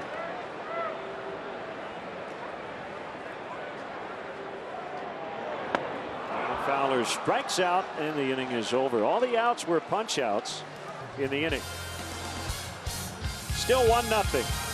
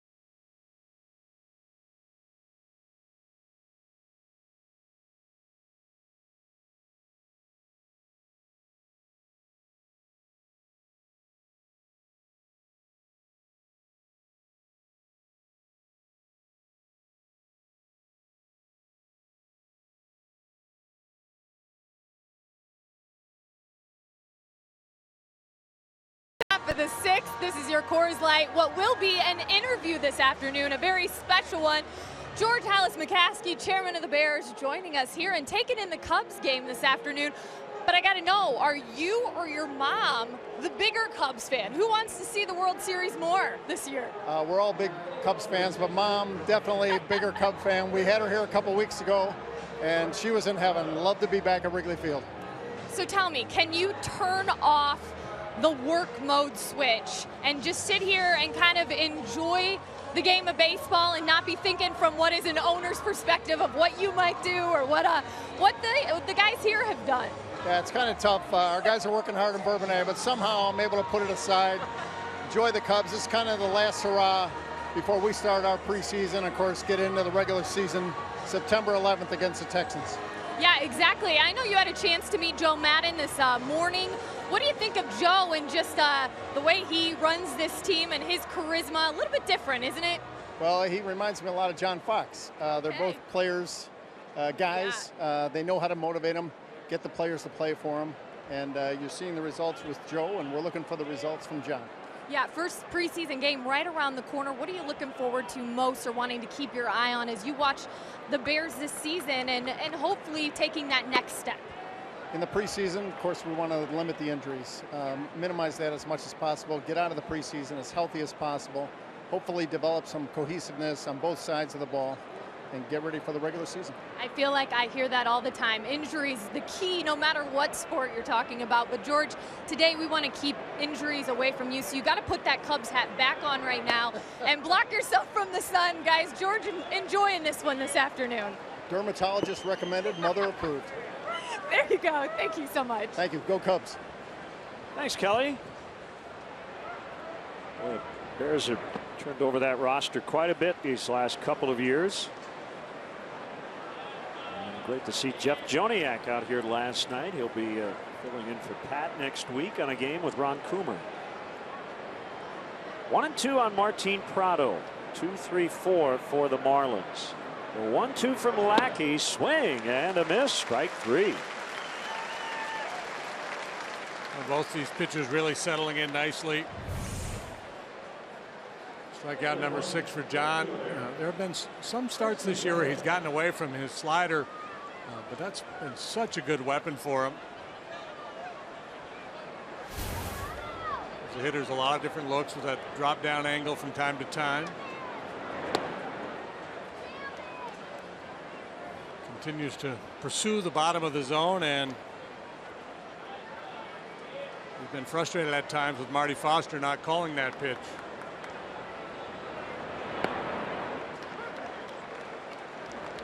Outer edge of the zone, 1-1. RBI double in the first for Yelich, scoring Gordon. Only run so far. 1-2. He's got real good action on that slide ball today. Yelich, both of his hits going the other way. Slider down and in. Pretty good weapon.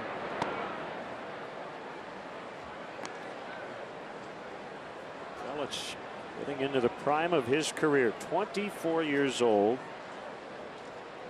At 300 last year. Came into today at 316. Rocky circling the mound there. Can't believe it. 3-2. Marty Foster consistently not giving this borderline pitch. Well, it looked like a beautiful pitch.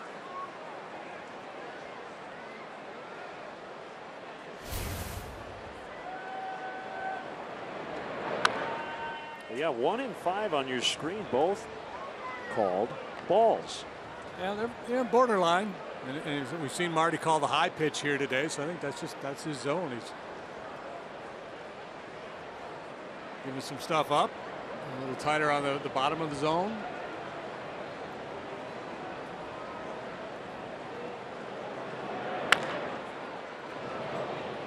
Zobrist for out number 2.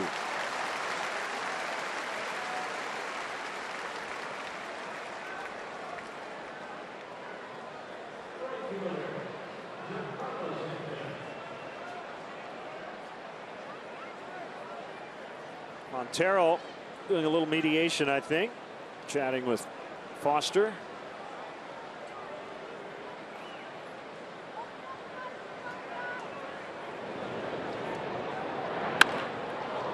Line shot, caught by Contreras.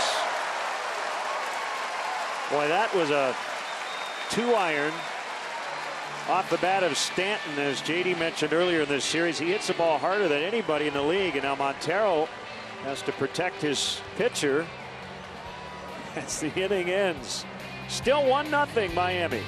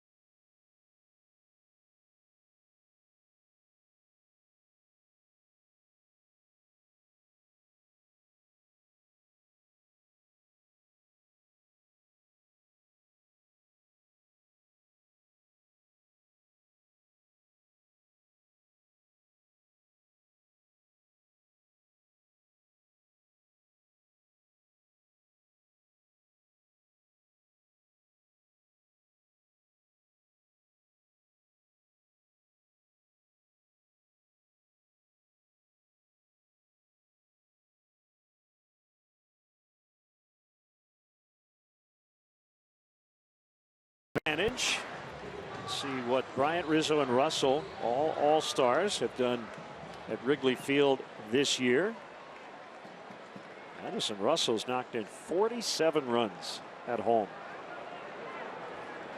See 2 of those 3 in this inning against Tom Kohler. Cubs trailing 1-0.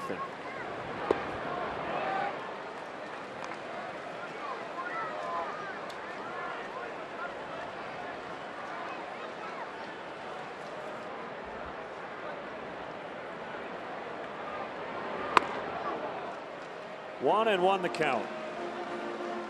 Kohler left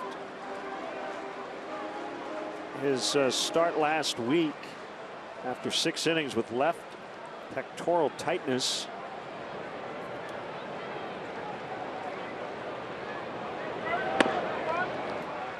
He's looked really good today. He's on July 26th against the Phillies. 6 shutout innings, so he has not allowed a run to this point in his last 2 starts. 2-2. Getting a little loose there. A couple of misplaced changeups, but he's gotten away with it. Changing, I guess it was a slider, and it just backed up on him.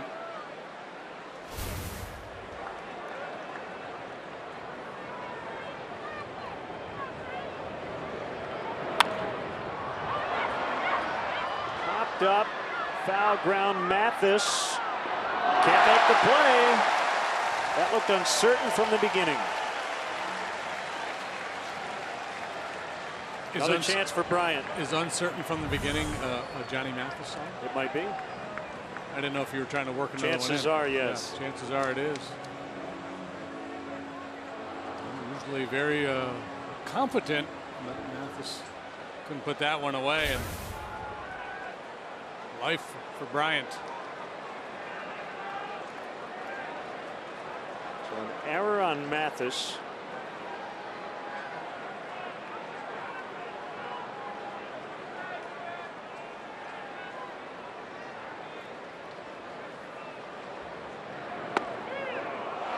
strike 3. He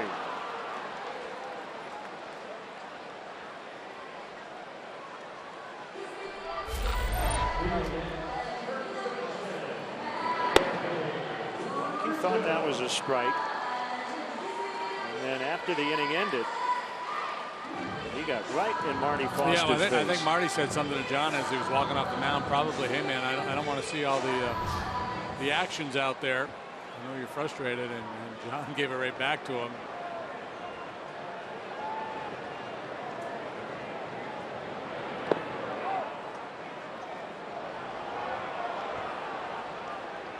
Rizzo went on appeal, 0-1.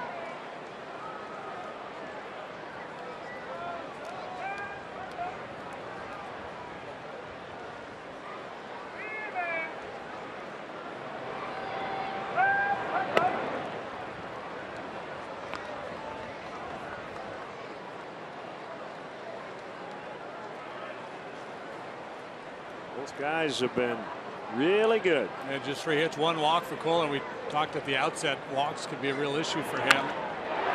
That's a base hit.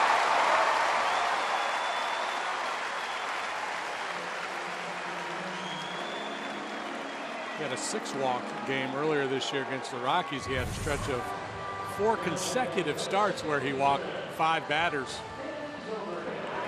This time it's a solid single off the bat of Anthony Rizzo.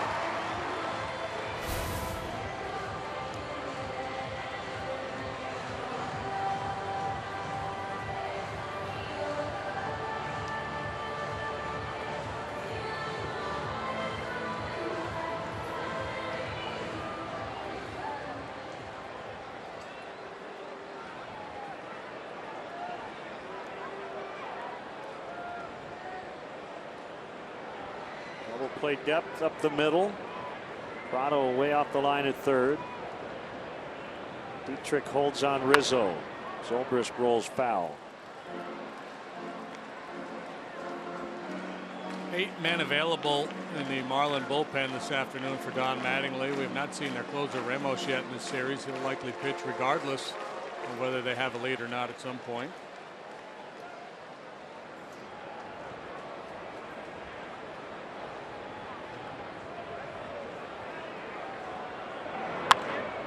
In the air to deep right. That ball hooking, and it is foul. The wind certainly held it up. Blowing pretty hard off the lake right now. Big leg kick generating some power ball. Maybe got just a little bit deep on him.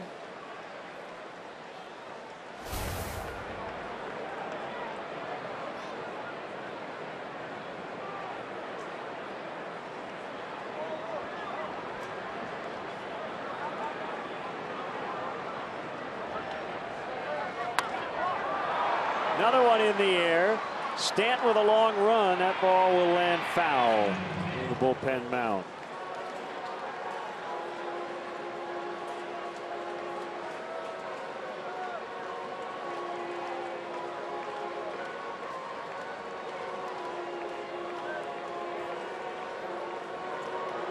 It's like rock, paper, scissors. If you've got a Marlins jersey and a Cubs hat, I think the hat tops the jersey, right? For who gets the ball? No, for which team you're rooting for. And I think, yeah, they've got Ichiro shirts on, so that works. Cubs fans, and they're paying homage to Ichiro. That gets away in the tying run now in scoring position. And a wild pitch. Second one charged to Kohler.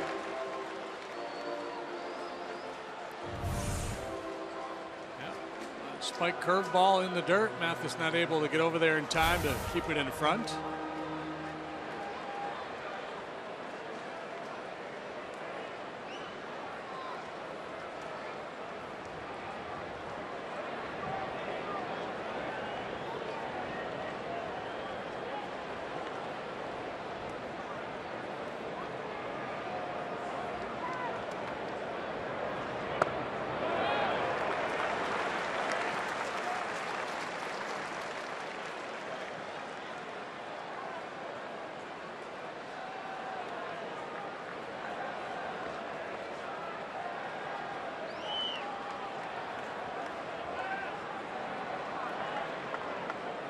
2-2 on Zobrist.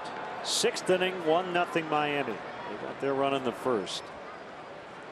Got 2 relievers throwing in the visitors' bullpen, Nick Whitgren and Mike Dunn.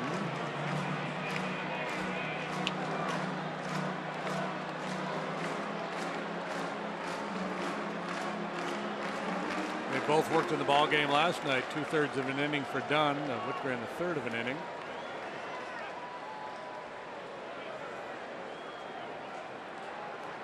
Marlins trying to avoid the sweep here. I was looking at their game log. I believe they've been swept in a 3-game series since very early in the season. The Braves got them.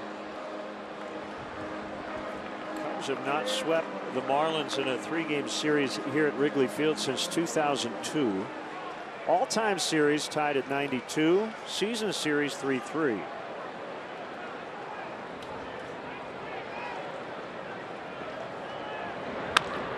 Ground ball to Gordon.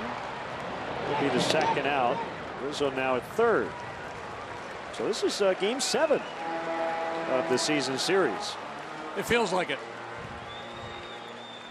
You wanted a game 7, you got it. Contreras will dig in. There's tension in the air.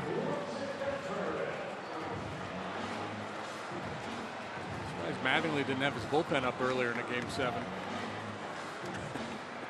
There's no tomorrow.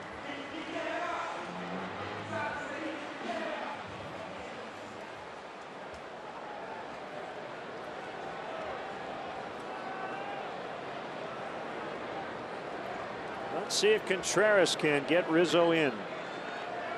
Wild pitch in play here as well. Ground ball. Center field. We're tied at 1. Wilson Contreras with the big 2-out hit. First pitch breaking ball. Right back through the middle of the diamond.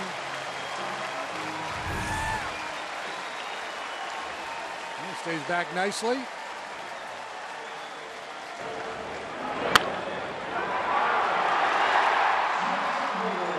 His 25th RBI.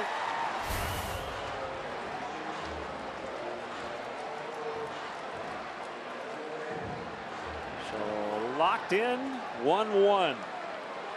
Here comes Don Mattingly.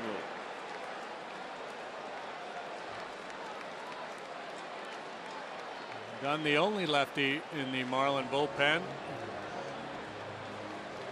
Fernando Rodney, very good at getting left-handed hitters out with that great changeup.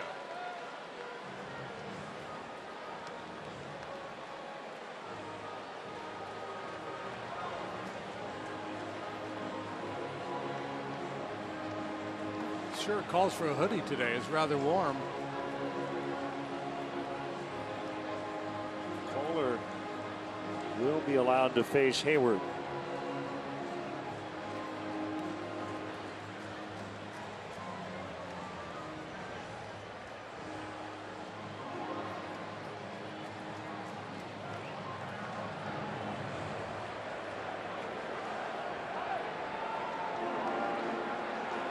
Has an 8-game hitting streak. Nothing for 2 here today. I imagine during that conversation on the mound, Don Mattingly mentioned, hey, don't fall asleep on Contreras over there. He's capable of stealing a base.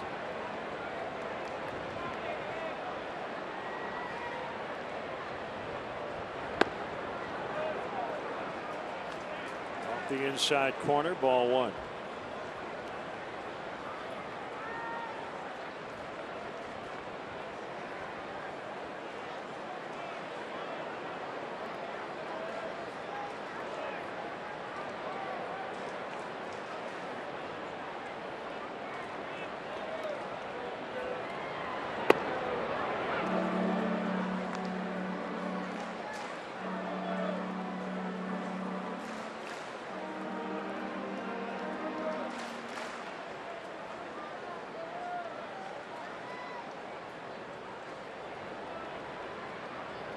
Mathis looks into his dugout before giving Kohler the signs.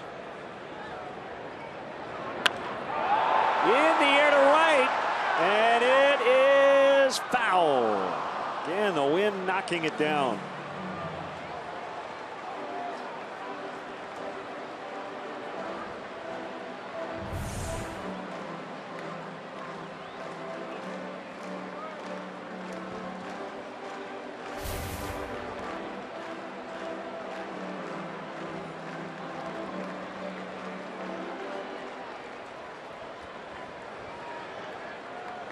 1-2.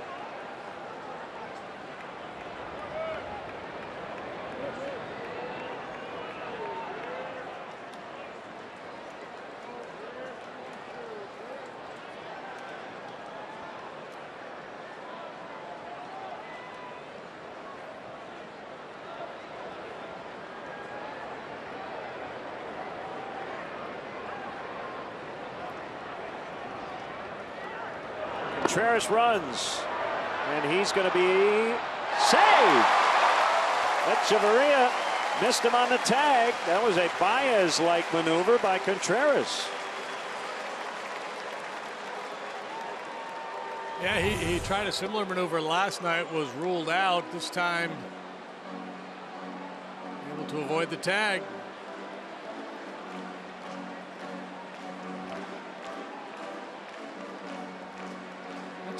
Echeverria receiving this ball on his knees kind of limits his mobility, doesn't it?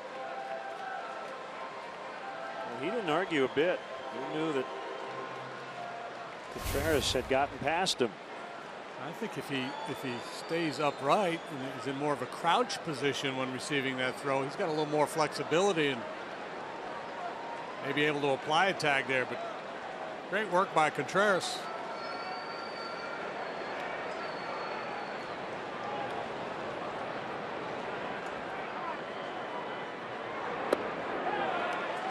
Full count, 3-2. Interesting, the Marlins have pitched Hayward a little differently than most clubs. Most teams, it's velocity and it's up and in. We've seen a lot of breaking balls and off-speed pitches from the Marlins. In this sequence, everything down.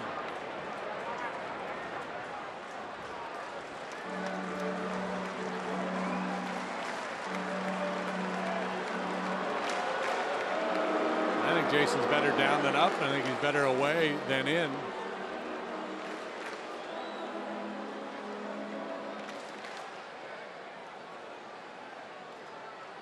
It's a tough situation for the pitcher because Kohler probably feels like, well, if I lose him, I'm out of the ball game. But the other part of the equation is you got a base open in a full count. You don't have to give in.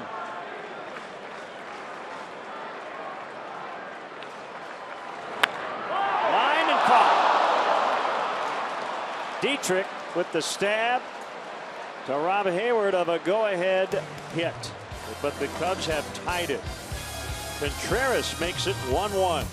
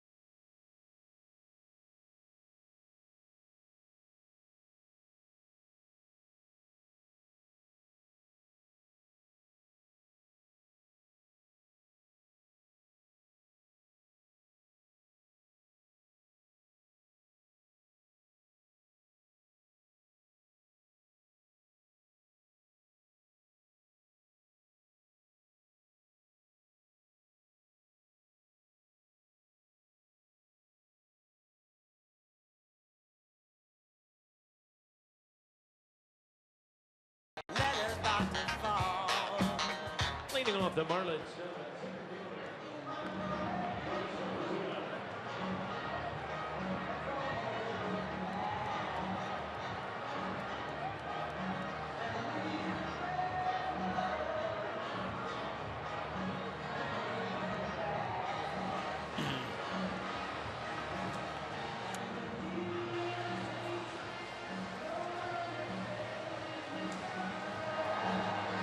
A 1-1 tie.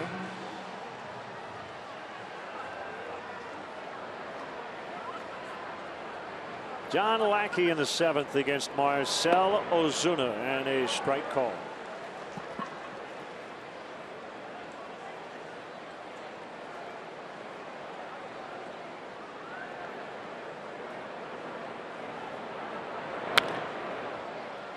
Fouled out of play. Hockey Hall of Famer Chris Chelios, a former Blackhawk, will conduct the stretch today. Chicago native.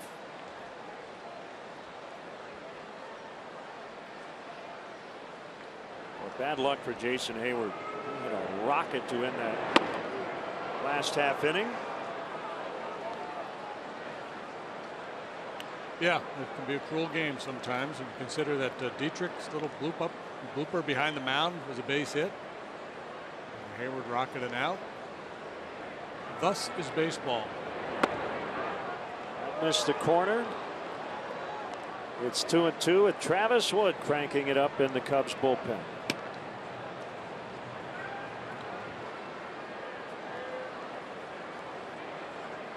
Stanton hit the tar out of his ball to end the 6th.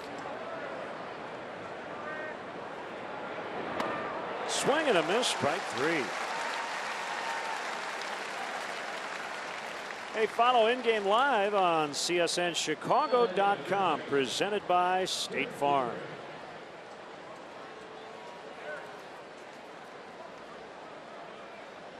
Lackey has struck out 7, so has Kohler.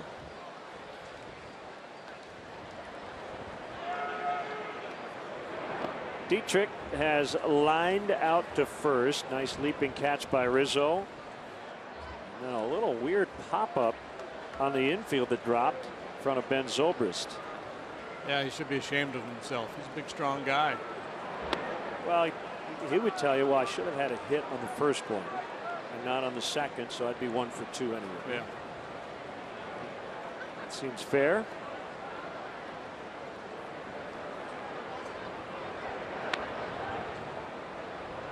John Lackey, 25% of the plate appearances against him this year have resulted in a strikeout. That's the highest strikeout rate of his career. Here he is at 37 years of age. Hasn't lost a thing stuff-wise.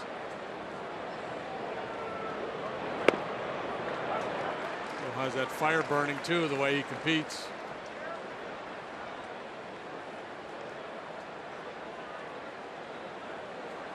Looking into the late innings today, and on a 3-1, Dietrich gets hit. As you said, not a rare occurrence.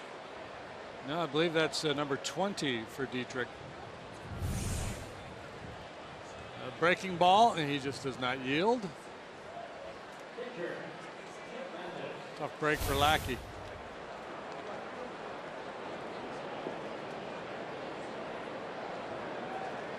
You are correct. He's been hit 20 times. Only Brandon Geyer of the Rays has been hit more often. 23 times. A strike on the catcher, Mathis.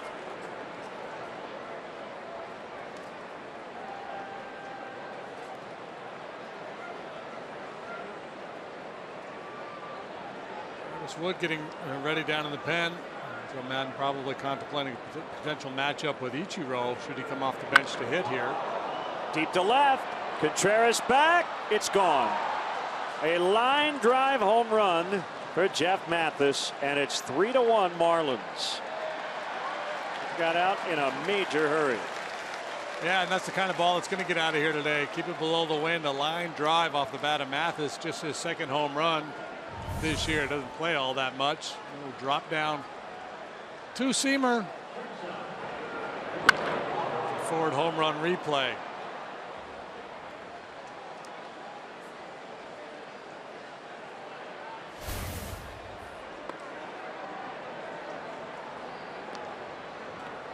So the Marlins answer right back. Base hit, Echeverria.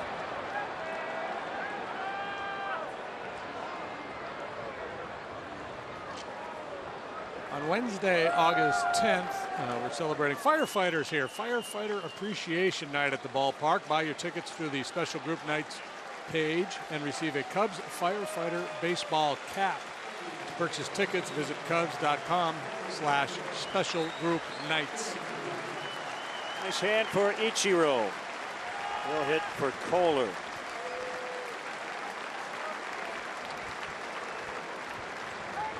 Itchy meter. Sounds like a condition. Pinch hit Monday.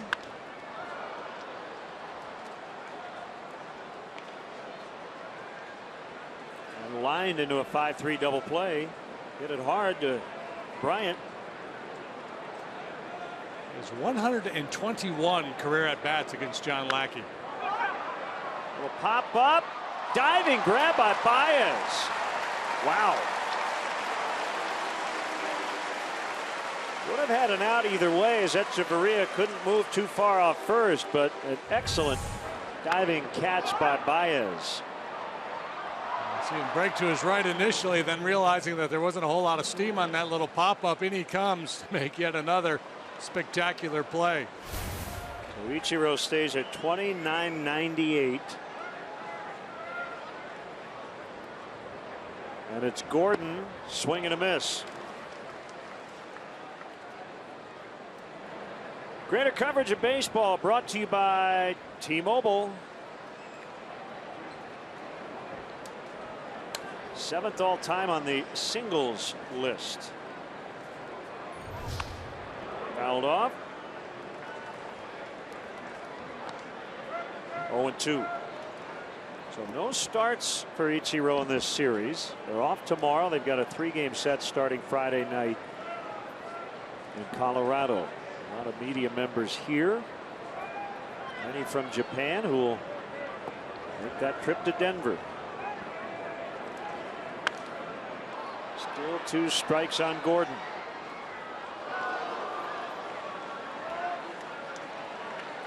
Mathis with a go-ahead 2-run homer here in the 7th.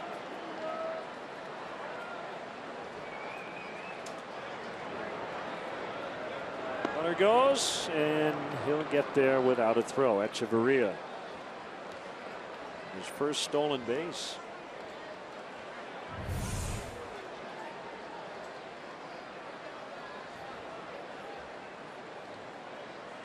Pretty good jump. Much of a chance for Montero, so he decides to hang on.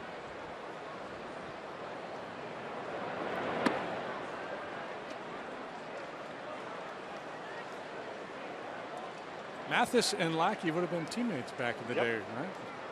The Angels? I think so.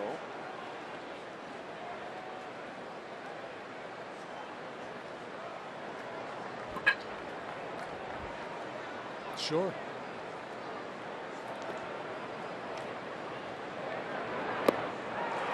Swing and a miss. Strike 3. Lost his 7th inning stretch. The Hockey Hall of Famer Chris Chelios. Today's guest conductor for Take Me Out to the Ball Game, NHL Hall of Famer Chris Chelios. All right, Chicago. I'd like to dedicate this song to all the men and women who make us safe and protect us each and every day of our lives. The Chicago Police Department, thank you. On 1, on 2, on 3. Take me out to the ball game. Take me out to the crowd. Buy me some peanuts and Cracker Jacks. I don't care if I ever get back, 'cause it's root, root, root for the Cubs. If they don't win, it's a shame, for it's fun.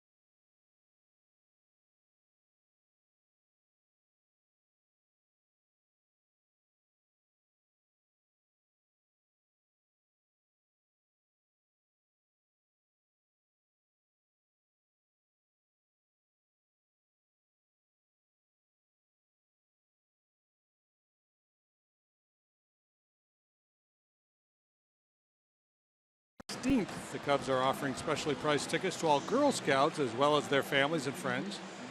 As the Cubs host the Brewers, all participants will receive a Cubs-themed Scout patch. For more information, visit Cubs.com/special group nights. It's the claw. Miguel Rojas playing first, and Kyle Bearclaw, the new pitcher. Not the craw, but the claw. Hard thrower, nasty slider. Gets a whole lot of those. Those being swings and misses.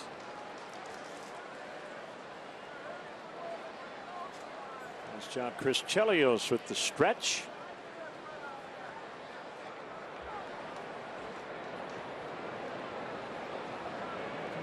Need a little late inning magic here this afternoon against a very competent bullpen.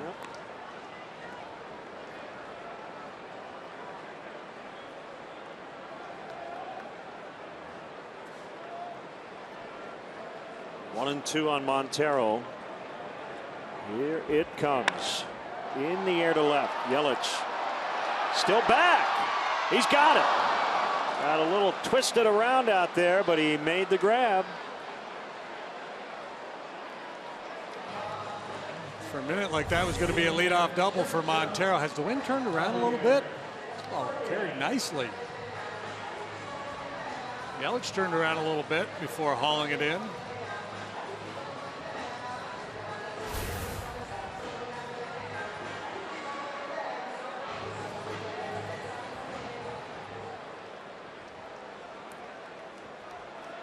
Baez has flied to right and struck out. He is 0 for his last 17 as he looks at a strike. Chris Coghlan is on deck.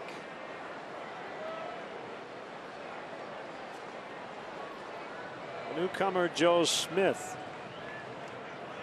Looks like we will see him in the 8th. Swing and a miss. 0-2. Tough matchup for Baez with that slider. Bearclaw has struck out a little over 38% of the batters he has faced this year. That's the 5th best in Major League Baseball for pitchers who have thrown at least 20 innings.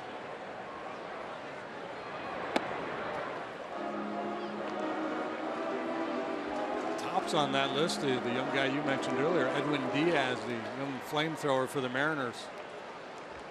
Diaz, Betances, Miller, Sean Kelly of the Nationals, and then Bearclaw. 2-2. By the way, I made my first mistake of the year. What happened? I said Brandon Guyer of the Rays. All those hit by pitches were with the Rays. He got traded to Cleveland 2 days ago. So. Thanks to Jordan on Twitter for pointing that out. Baez strikes out. And it's up to Coghlan here with 2 outs. Did he point it out in a nice way? Did he say, "Len, you knucklehead"? Guyer's no he was longer nice about it. Well, the Indians were looking to increase their hit by pitch total. They targeted him.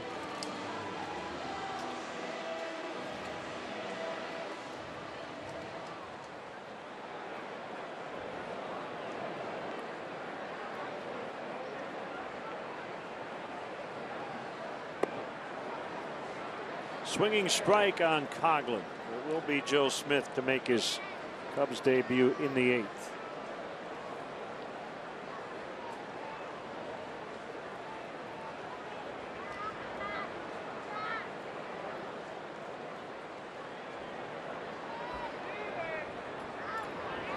It's amazing how it happens every year in baseball. You travel around, you see teams, especially teams outside the division, you don't see that frequently. And a lot of turnover in big league bullpens, and there's always new guys that throwing 98 to 100 miles an hour you've never heard of before.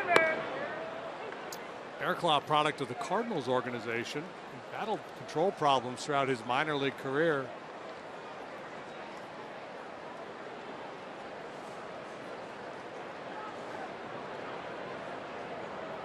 And he's still working a very high walk rate, but when you strike out as many as he does, you can afford to do that. It was an impressive inning. Got some help from his left fielder. A couple of strikeouts, 3-1 late.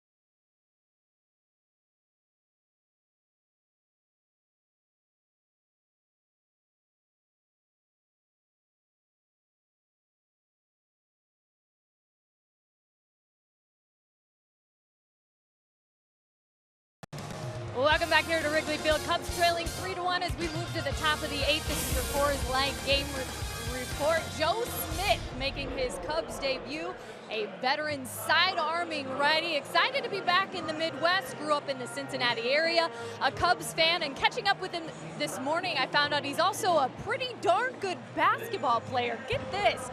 Earlier with Anaheim in a March or April, he had the chance with a couple of teammates, Albert Pujols, some of the guys, to go through and watch practice with the Golden State Warriors, and even got to play a little pig against Draymond Green, and him specifically against Steph Curry. And guys, he can put on his resume that he did in fact beat Steph Curry in a game of pig, and he said, I will never forget it. It was so cool.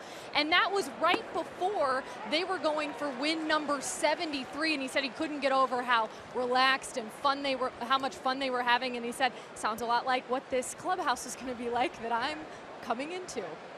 Thank you, Kelly. You see he's got some funk. 2 strikes on Prado. I also read in that story that during that practice, Steph Curry hit 90 out of 100 3-point attempts. And I'm 100% serious. If I had to pick the one guy who could hang with Joe Smith in a game of pig or horse in our traveling party, you know who I would choose? Pat Hughes. Pat Hughes. He can knock him down, baby. He can. Silky smooth. Smith, sinker slider. He's got that drop down delivery, an extreme ground ball pitcher. Good fit. Everybody likes to have a guy like that in the bullpen, or come in with a couple guys on base, get a ground ball double play, clean up a troublesome inning.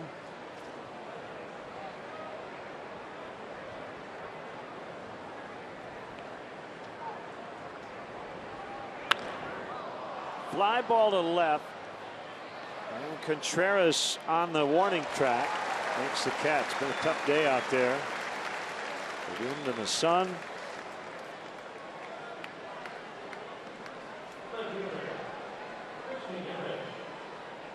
Smith, very good over the course of his career, neutralizing right-handed hitters. Not as much this year, but career-wise, they're hitting just .211 against him.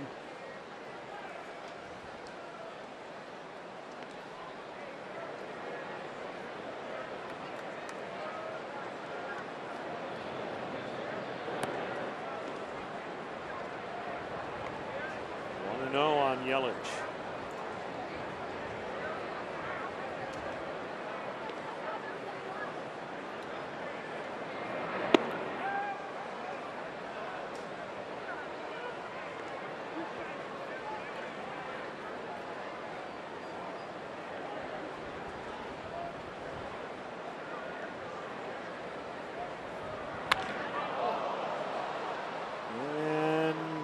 In and out of the basket. Hayward barely moved. That ball did not get very high off the ground. Yelich with a line shot homer, and it's 4-1. He loves hitting at Wrigley Field. He's hit in every game he has played here. Single double home run here today. A little tougher for Smith against the lefties, and this fastball flattens out on him, just sits there middle of the strike zone, and up for Yelich.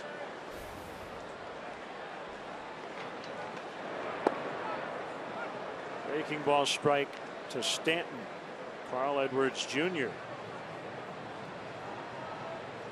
He's up in the bullpen. Been hard lately, other than Sunday, that long game against the Mariners, to get certain guys into action. Starters have gone deep. The addition of Chapman in that bullpen.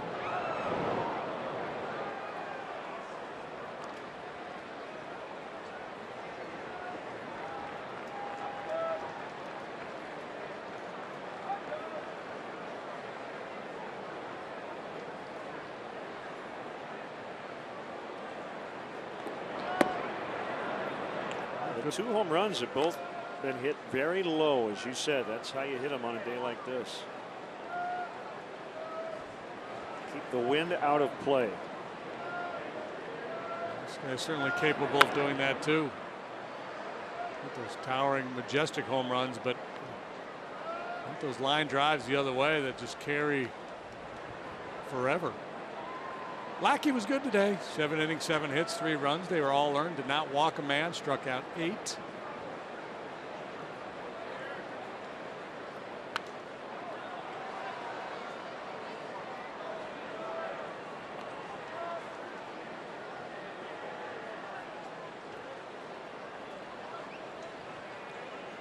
He retired 8 in a row before hitting Dietrich, and then Mathis ambushed him with that line drive home run.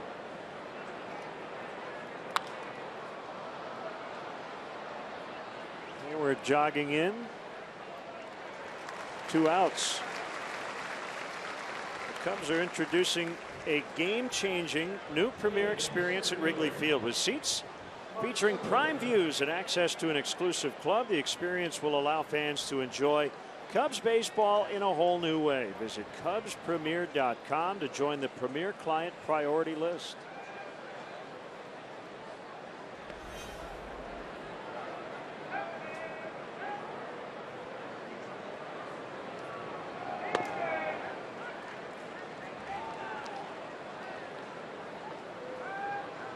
Oh, 0-1 on Ozuna.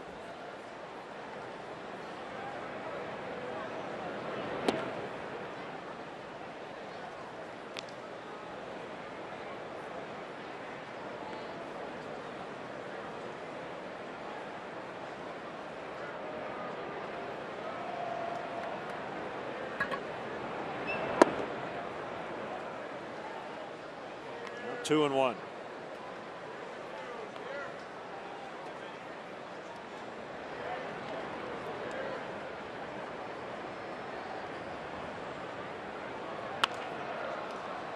Into center and a base hit. Keeps the inning alive for Miguel Rojas. Just came in to play first base.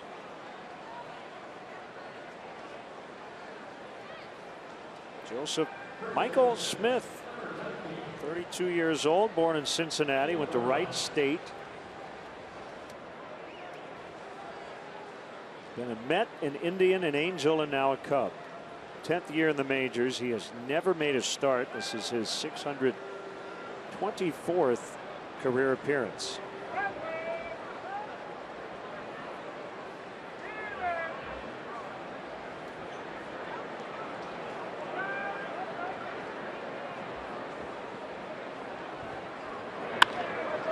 Ground ball in the hole, and it's gloved by Baez, and he'll just hang on to it.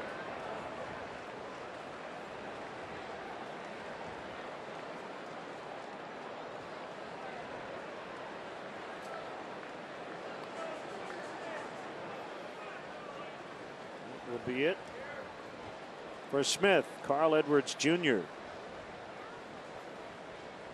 will come on.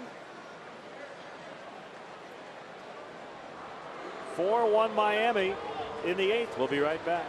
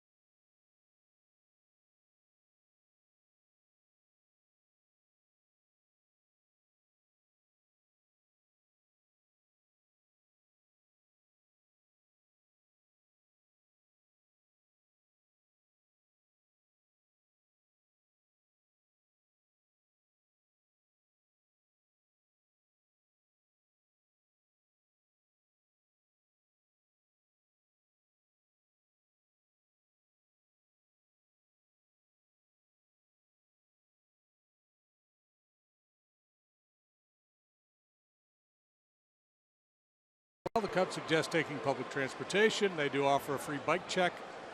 That's located by the Addison Red Line station. If you drive, the Cubs provide free remote parking and shuttle service on night and weekend games. For information, visit the A to Z guide at Cubs.com. So Weber's sauces and seasonings call to the pen. Call, grilling, flavor, up to the bigs.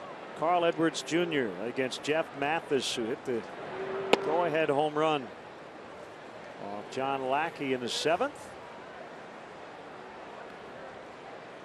Carl, most impressive last time out, Sunday against Seattle. He worked 2 innings, faced 6 batters, struck out 5 of them.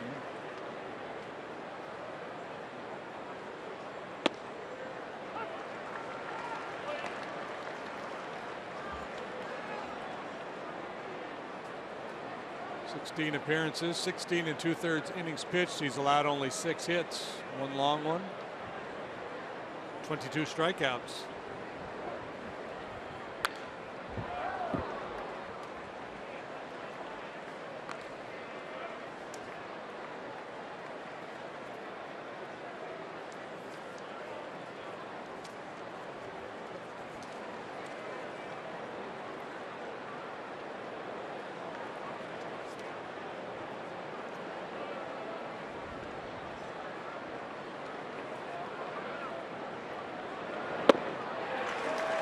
A miss, and the inning is over. They get an extra run on the Yelich homer, and it's now 4-1 Marlins late.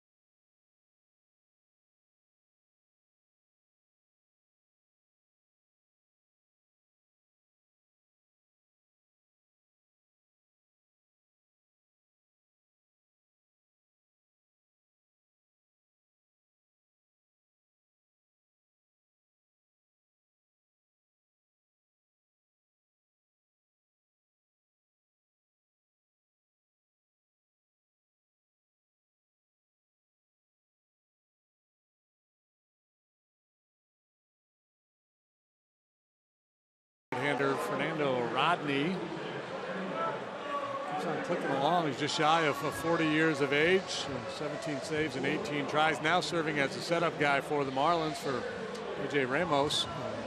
Has that devastating changeup, and he can still light up the radar gun. Mid-90s with the fastball. Fernando made 14 appearances as a Cub last year. Was in the regular season, and we saw him make 1 appearance each in the division and league championship series in October as well. Fastball at 96 is low on Fowler. 4-1 Miami.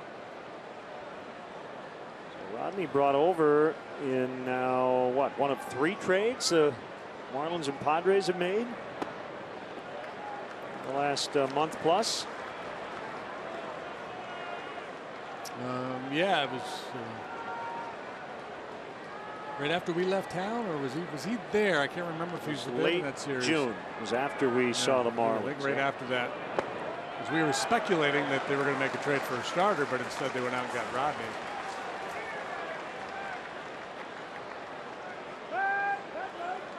"17 saves this year, all came with the Padres. He has not been used in that role with the Fish. He was 17 out of 17, in fact, in San Diego. 3-1.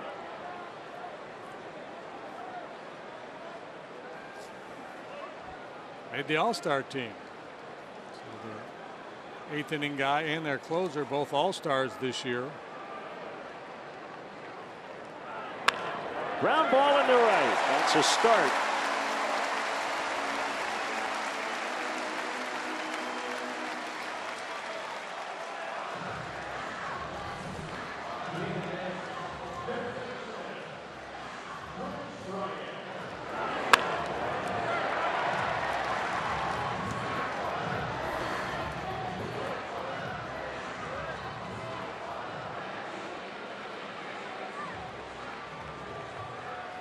Here's Bryant.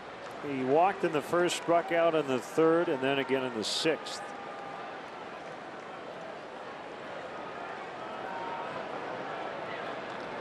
That's into left.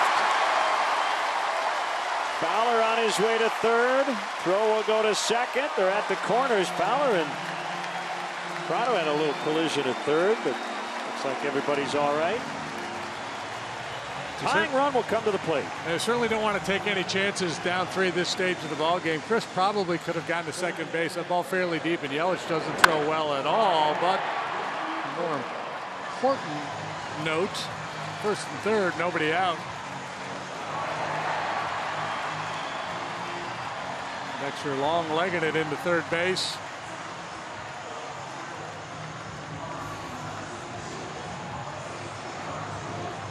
Blocking foul. He did not establish defensive positioning there. He's moving his feet.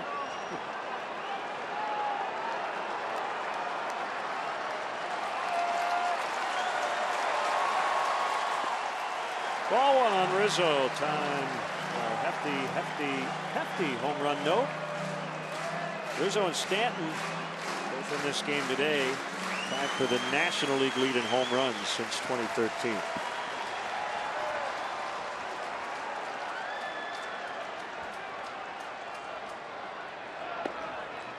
Two 2-0.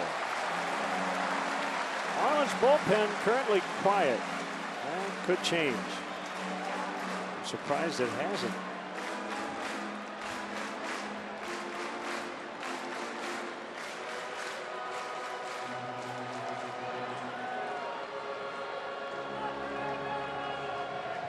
Justin Grimm just back from the minor leagues, replacing Jason Hamill. He was put on the bereavement list this morning.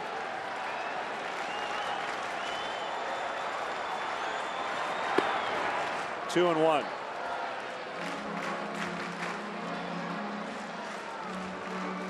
How does a 39-year-old throw that hard? I don't know. I couldn't do it at 29, so I can't help you. 3-1.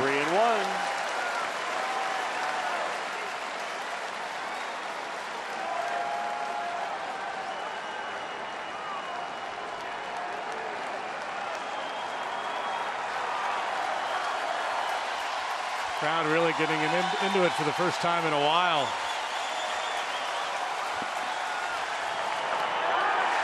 And that gets by. Fowler will score.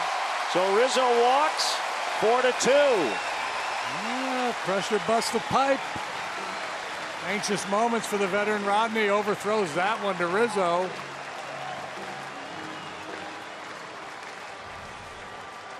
The third wild pitch thrown by the Marlins here today. Mike Dunn is up in the bullpen. Juan Nieves will head to the mound.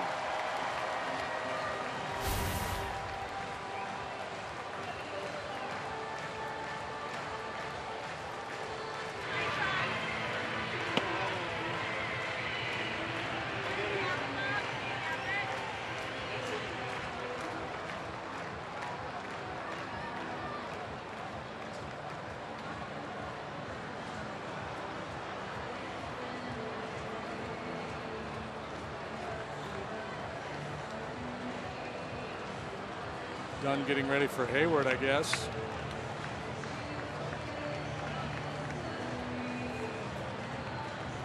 August Chapman going to start to loosen up a little bit just in case.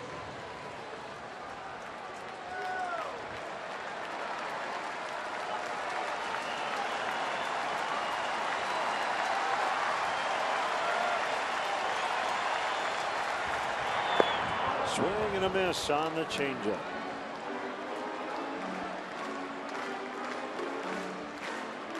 Former Rays teammates. And that's just Zobrist changing his game plan a little bit there. Normally doesn't offer at that first pitch very often, but hoping to ambush a first pitch fastball. And that's the beauty of a guy like Zobrist when you have the reputation of being a guy who takes that first pitch so often. And you'll get fed a lot of fastballs, so he was cheating on one, and Rodney got the better of him with that changeup.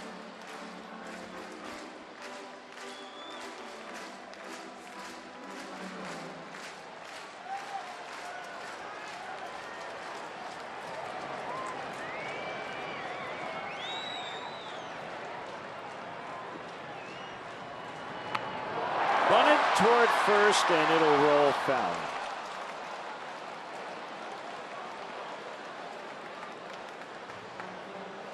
Two strikes.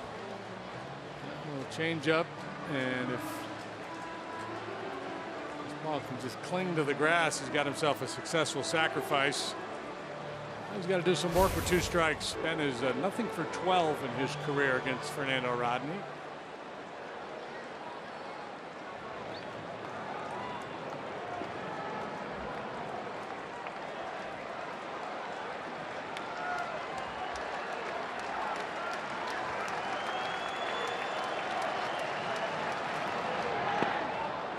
Showing bunt with 2 strikes, and he takes ball 1.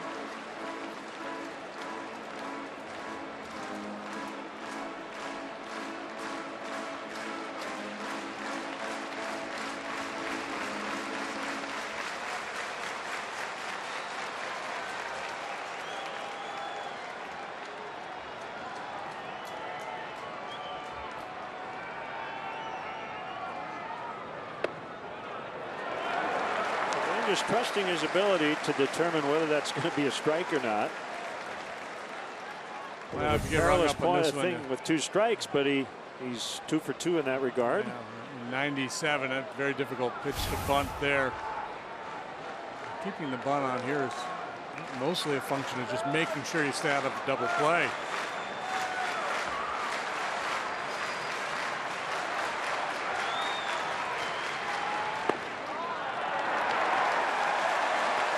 Three and 2.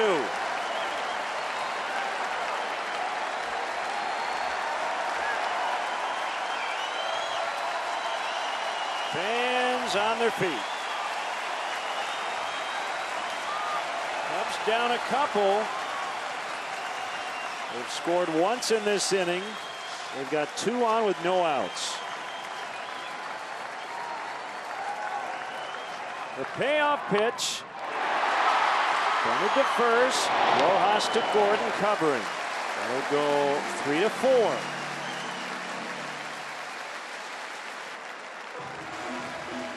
Boy, supreme confidence from Joe Madden and Zobrist in his ability to get this bunt down.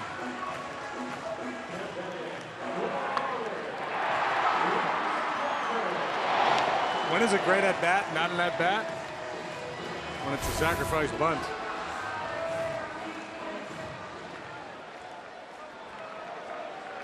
Second and third, 1 out. Contreras tied the game in the 6th with an RBI single.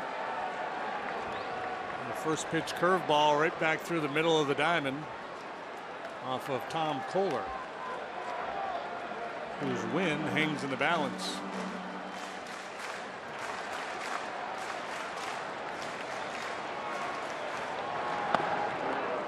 So you got the grizzled veteran against the rookie.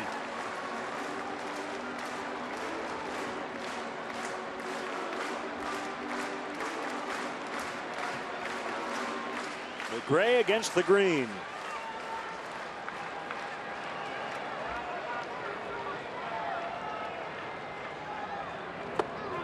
One and one.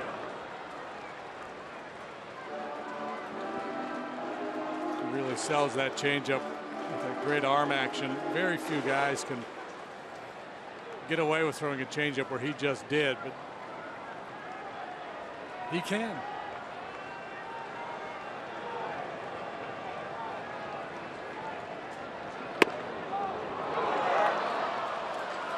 One and two.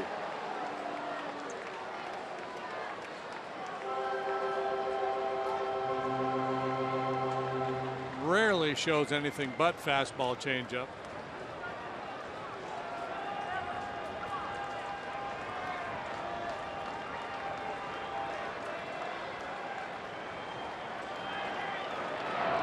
Swing and a miss. So he expanded his zone with 2 strikes. An enormous punch out for Rodney.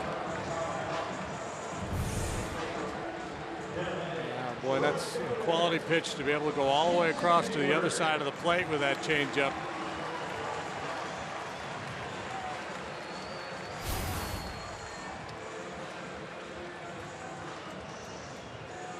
Hayward 0 for 3. He lined out to first in the 6th, and a really good at bat.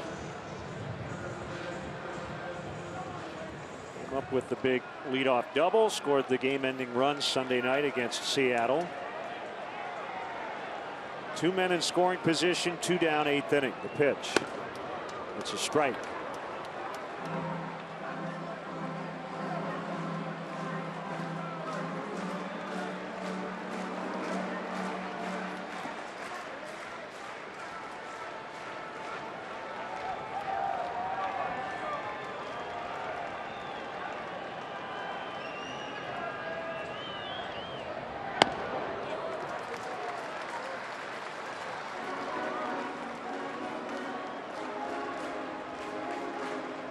Bryant at third, Rizzo's at second.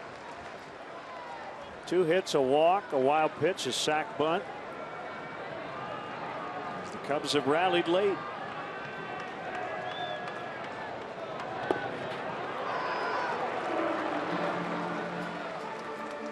Good slide and block by Mathis. Mentioned his time with the Angels. Kind of had a platoon. It was Mike Napoli and Jeff Mathis, but it wasn't a left-right platoon. It was an offense-defense platoon.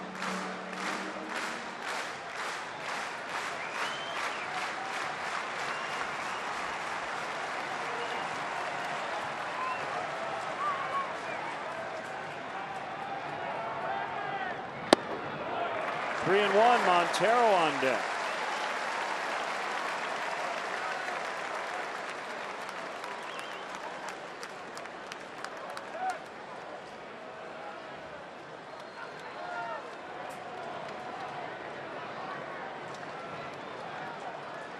Fastball count, but I'll be surprised if he throws the changeup here.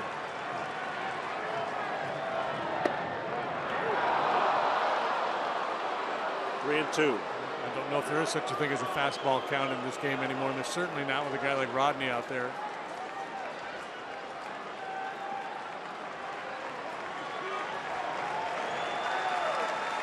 Well, this would be a good time to keep that hitting streak alive.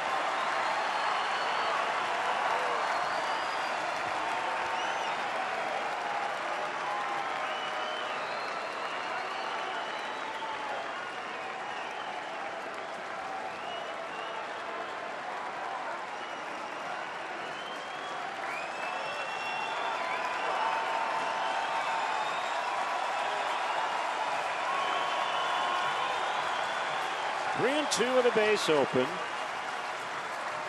Here it is. Ground ball to the shortstop Echeverria to end the inning. Rodney gives up 1, but escapes major damage, and the Marlins still lead by 2 as we go to the 9th.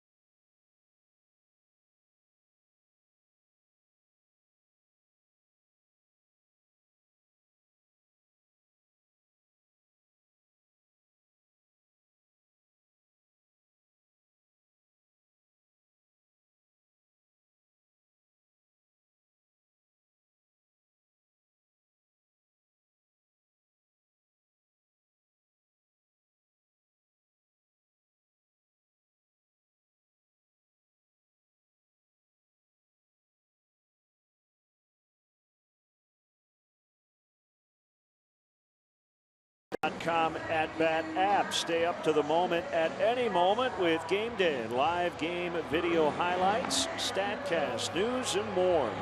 Download MLB.com at-bat, the #1 app for live baseball on your phone and tablet. Justin Grimm back in the major leagues. He made one appearance for Iowa. That was on Monday at Omaha. Scoreless 9th inning, struck out 3. He had been optioned to AAA following Saturday's game, so only down there for a few days. And returning as Jason Hamill was placed on the bereavement list before the ball game this afternoon. 1-0 on Echeverria. Chris Johnson will pinch hit next, then D. Gordon. Broken bat, flare, foul. And normally when a player is optioned out to the minor leagues, he has to stay down there for at least 10 days before being recalled, unless there's extenuating circumstances like an injury, or in this case, Jason being put on the bereavement list. Smith, 2/3 of an inning, 3 hits and a run. Carl Edwards, 1/3 of an inning, strikeout.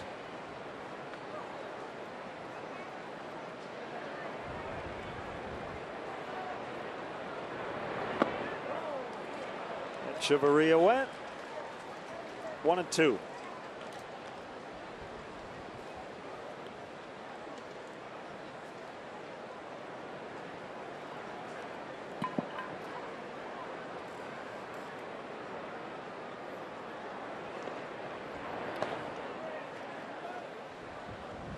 That time he held up.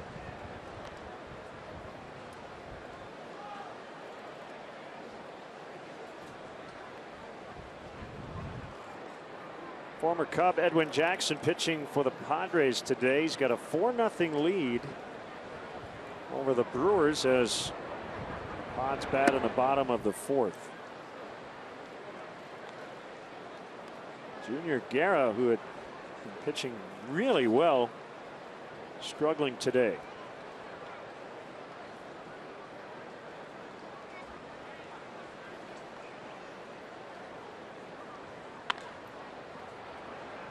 Baez will scoop, and the throw is low, but Rizzo stayed on the base.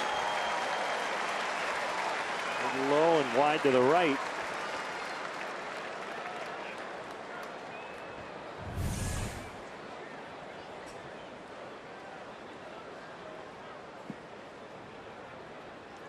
Almost too much time. And maybe took an extra half step and then had to hurry the throw. After 5 in Phoenix, 1-1 Nationals and Diamondbacks. Washington combining for 24 runs in the first 2 games of that series, so they're going for the sweep today. Max Scherzer and Zach Godley, former Cub farmhand.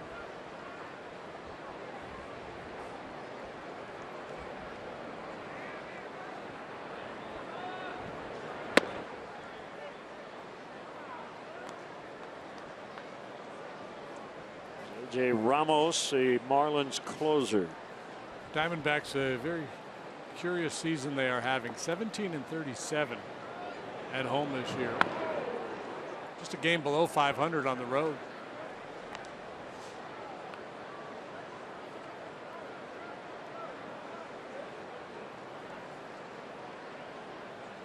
Normally, if you take care of business at home and play around 500 on the road, you're going to have a successful season.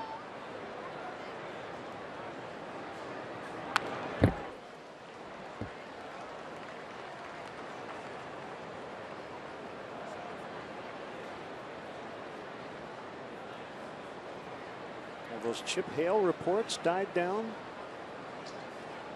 Seem to have.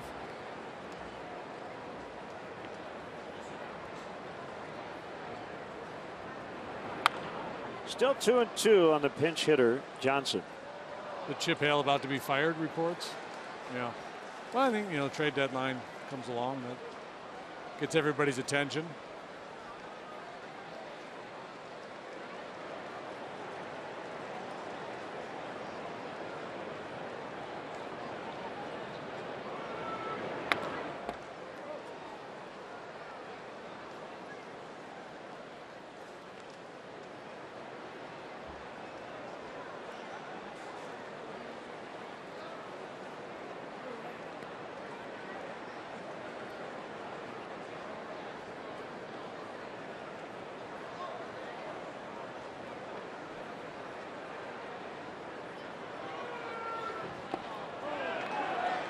Johnson strikes out. Did Mike Winters make that call? Because Johnson didn't even look up. He had kind of conceded that he had swung at it. I don't know if I've ever seen that. He was not going to wait for the verdict. He was correct. Yeah, they pointed down at first, and he was already walking toward the dugout. Mike Winters should have shrugged his shoulders and said, okay, yeah, he swung. I'll trust you, Chris.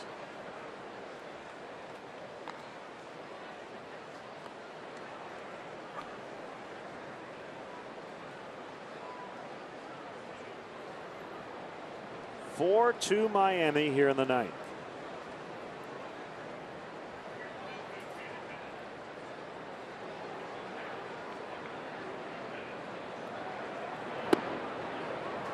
Is that borderline low?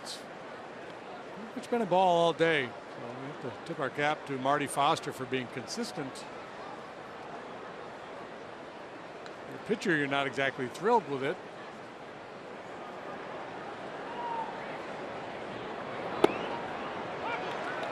That time, maybe not quite as consistent.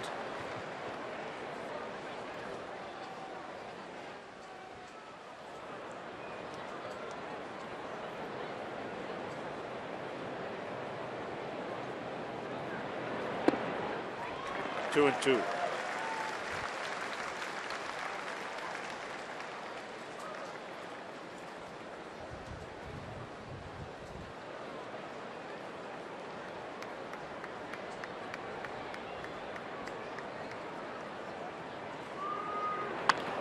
Ground ball towards center. Baez behind the bags. Got to hurry. Safe.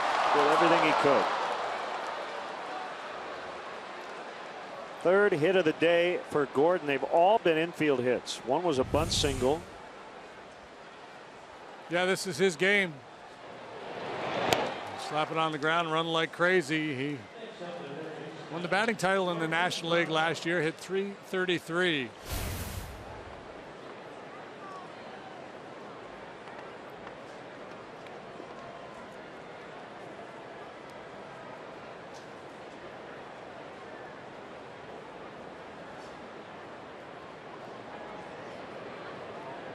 Pretty good chance he's going to go here. His team ahead by a couple. 2 outs in the inning.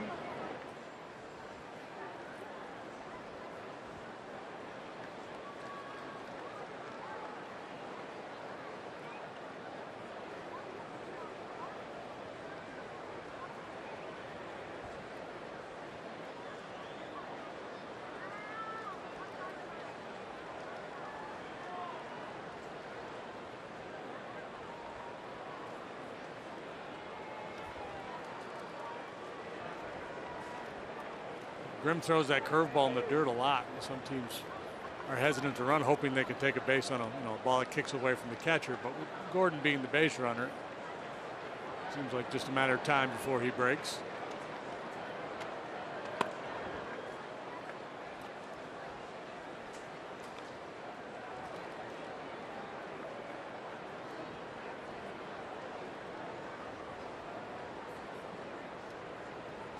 This is the guy you want to get. You don't want to have to deal with Yelich again.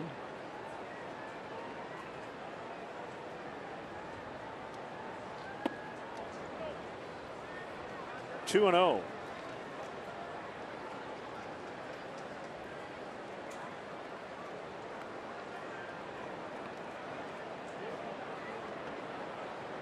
No game tomorrow. Cubs and the A's from the Coliseum in Oakland late Friday night.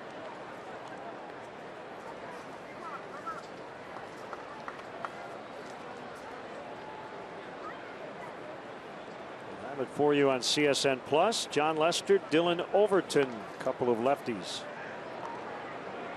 How about Sonny Gray? Struggled, hasn't he? 10 with a 584. He'll face Jake Arrieta here on CSN at 3 o'clock Saturday.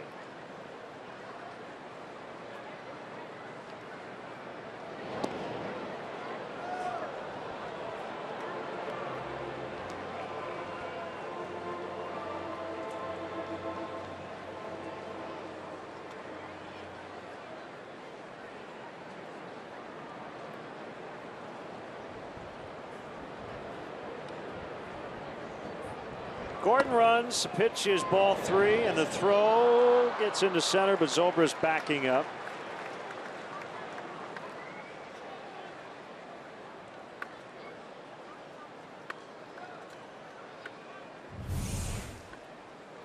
Second stolen base of the day for Gordon, third for the Marlins.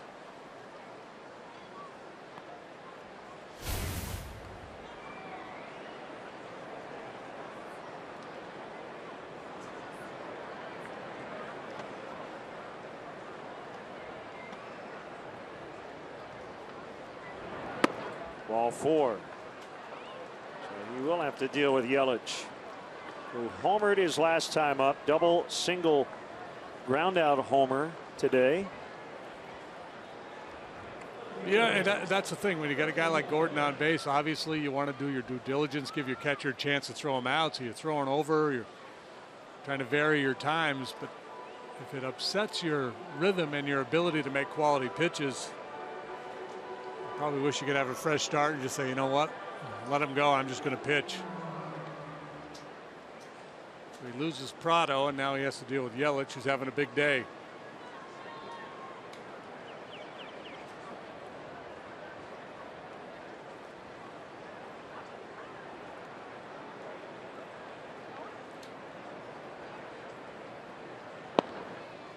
Low for ball 1 on Christian Yelich.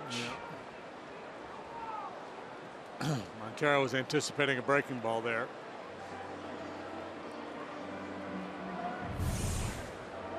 I imagine his heart skipped a beat here at some point.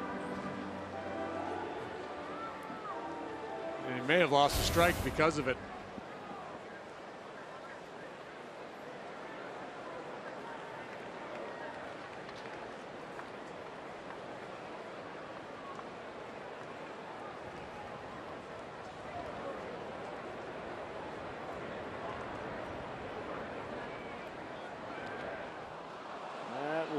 Both runners to advance.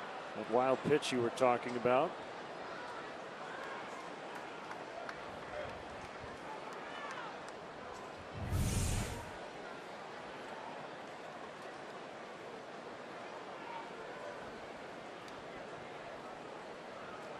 Might have gotten a piece of Marty Foster.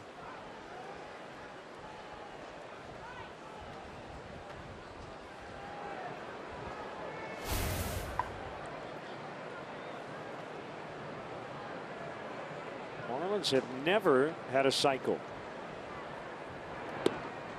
That's a strike.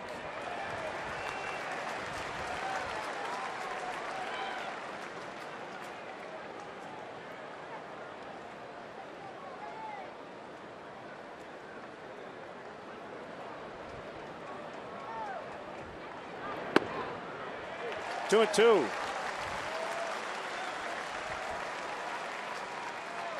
Good to see Lenny Harris, former Cub, back here at Wrigley Field. Marlins third base coach, 18 years, all in the National League.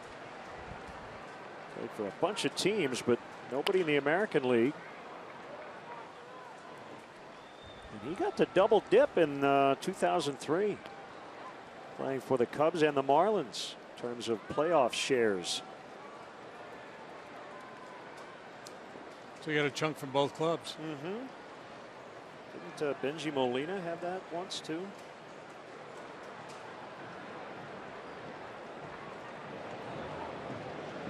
Giants and the Rangers. Swing and a miss. So Grimm finds it and gets out of the inning. We'll go to the bottom of the ninth. It's 4-2 Marlins.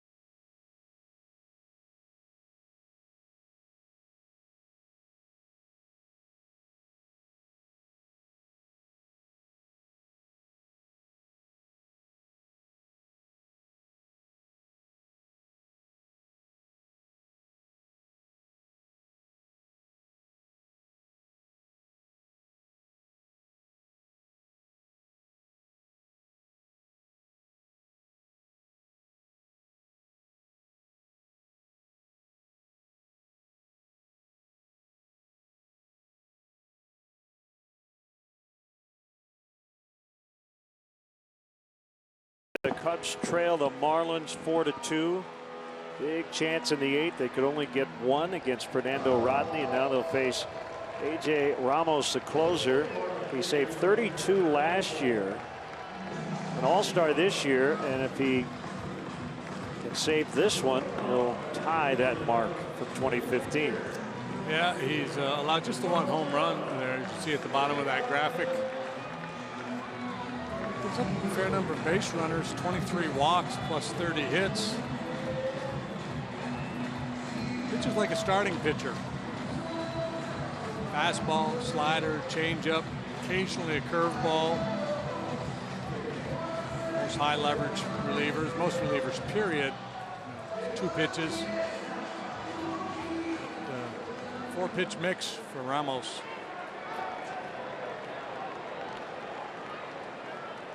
Facing Montero to start it. And into right. That'll get the tying run to the plate.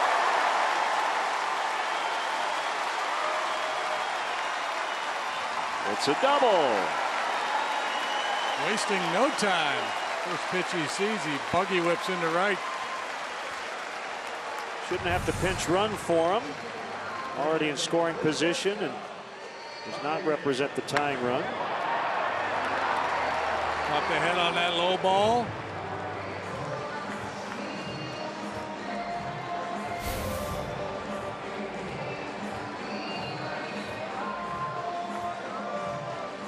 Baez 0 for 3 today.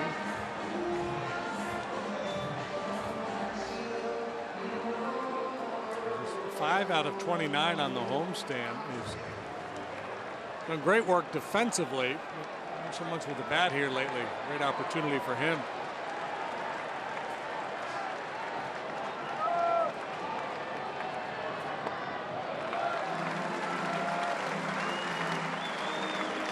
Situations where you just have to slow the game down, force the pitcher into the strike zone.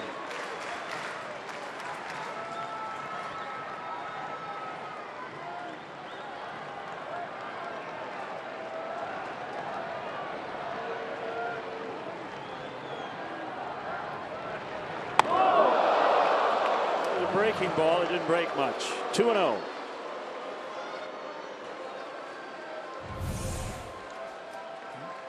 Slider off the plate, then he tries to throw another one and just doesn't get through the pitch.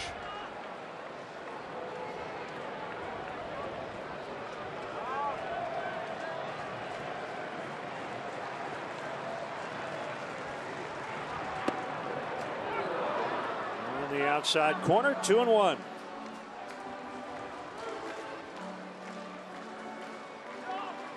Matt Caesar, who's been one of the best pinch hitters in baseball, is out on deck.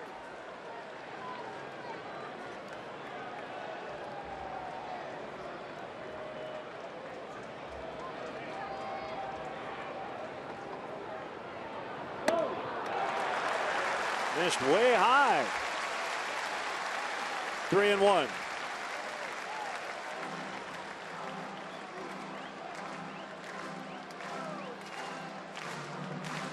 Down to Rodney. Back-to-back singles, a walk, a wild pitch. Zobrist laid down a sac bunt, but then Contreras and Hayward made outs. Rodney got out of it with limited damage. Ground ball, base hit. Montero will advance to third. The tying run is on base now. Well, well, well.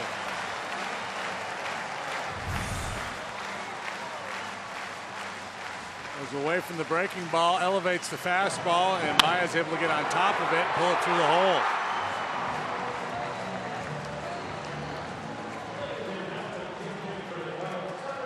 Otto sure-handed, but does not have great range.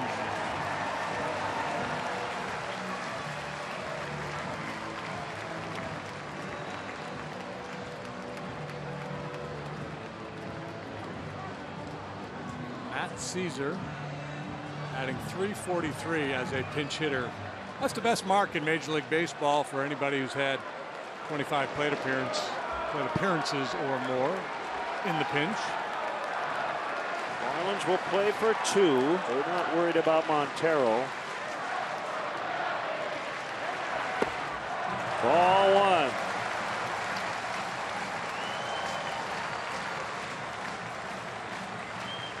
Surprised Prado's not being a little bit more at third base.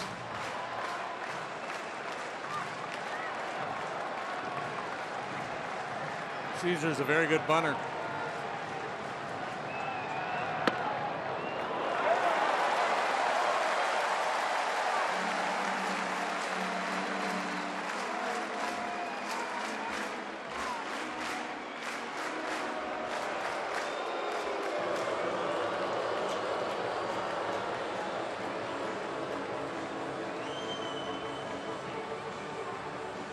Talk is cheap at this stage of the game.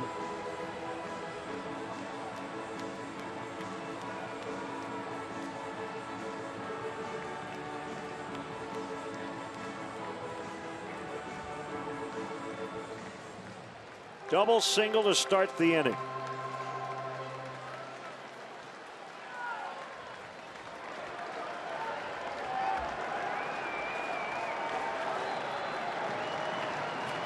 Ramos has a sign.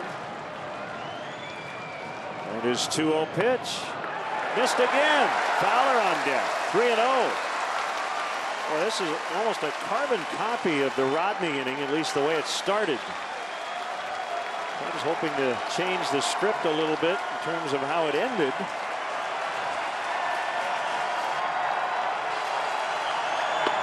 Three and one.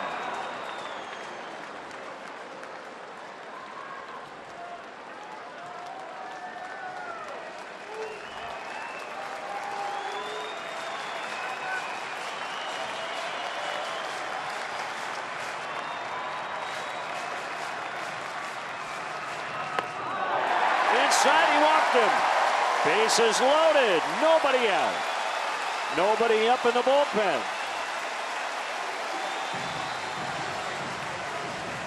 You throw a pitch off the outside part of the plate in a situation like that, you might get a hitter to chase, to get a little anxious, but pitch well in off the plate. Pretty easy for Caesar to lay off that one.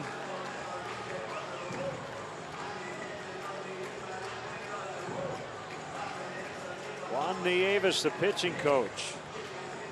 The entire Marlins infield gathered around on the mound. He's going to need all of his genius and then some to get out of this mess. Bases loaded, nobody out, top of the order.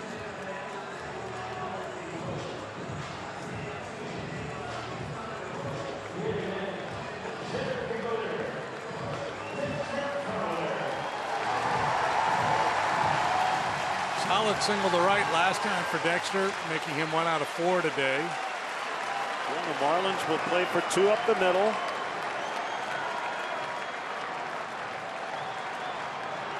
And the pitch. Strike 1.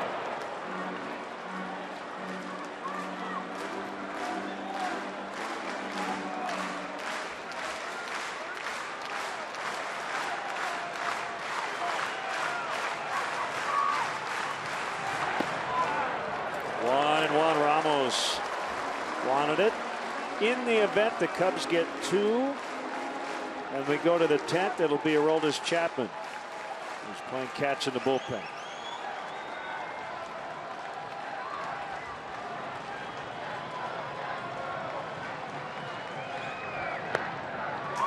Two and one.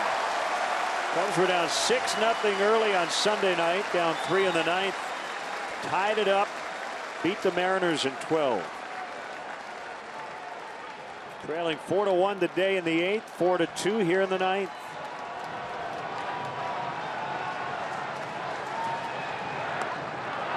Two and two.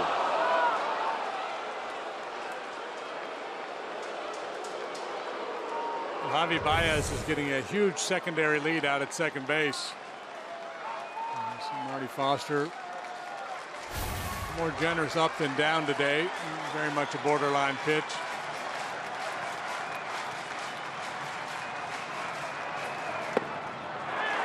Full count, 3-2.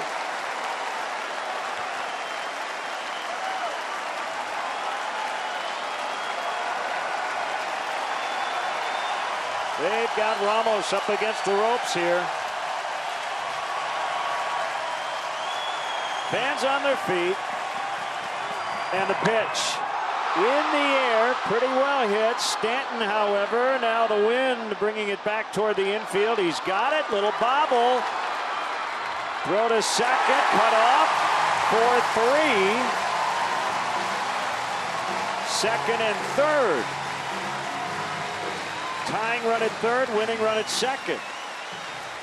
Boy, great base running by Matt Caesar on this play, getting himself into scoring position. Ramos pitching away from contact throughout that at-bat. Challenges in the zone with a slider. You see that little bobble there by Stanton. That turns Caesar loose, and he gets into scoring position. Sac fly for Fowler. Give him an RBI. So they've got a base open, and it's Chris Bryant at the plate.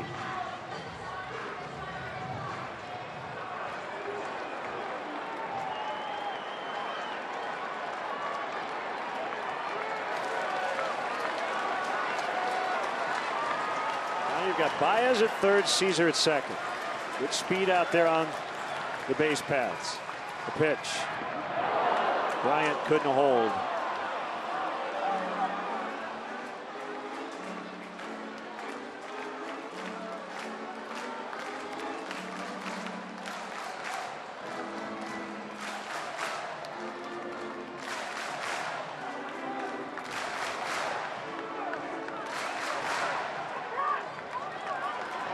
Given the day off yesterday.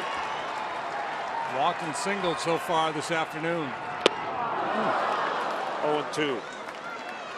You feel good about the way that play developed if you're the Cubs, but if you're the Marlins, you feel okay about it too, because it's always that first out a pitcher gets, right? And he feels like he can see a little light at the end of the tunnel. And Ramos now thinking, if I can miss Bryant's bat one more time here. Got a great shot to get out of it. The 0-2, 1-2.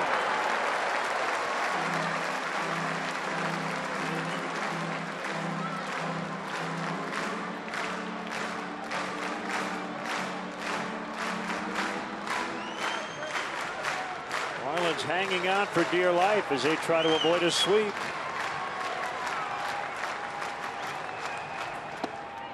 2-2.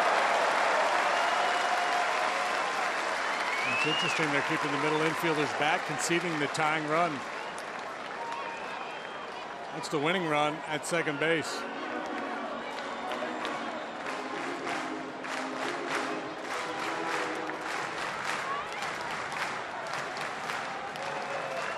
And with Chapman loosening in the bullpen. We'll have to go after him in the 10th if we get there. 3-2. Yeah, I think a lot of managers, once they've got their closer in the game, they just think about, I got to do whatever I can to prevent the other team from tying the ball game, even if you run the risk of losing it with that other man in scoring position.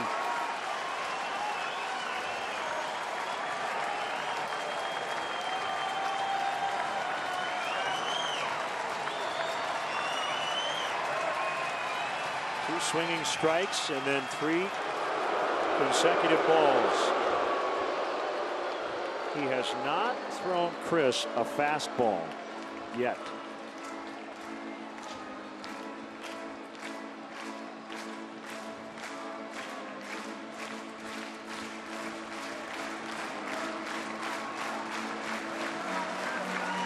So the fastball essentially becomes his change of pace.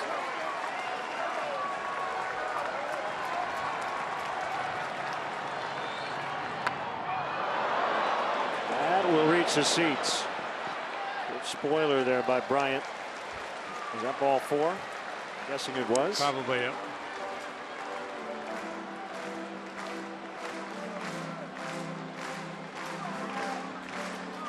We talked about this before. Seems to be more 3-2 anxiety than when you're down in the count. You battle back from 0-2. Feels like guys tend to go out of the zone a little bit on that 3-2. Well, you know, guys get into the psychology of it, is I think guys start to think, okay, now I'm going to get a pitch to hit. Could have been a strike there, number 6. Another 3-2. Called strike 3, and it did not look like one, did it? No, it did not. And Chris Bryant normally doesn't have a whole lot to say. You can almost get inside Chris's head after fouling off the previous one, saying, okay, I'm not going to chase that slider off the plate again. And that's a strike to ball slider. Ramos is hoping to get a swing and a miss or a weak contact here. Bryant does a nice job laying off, but does not get rewarded for it.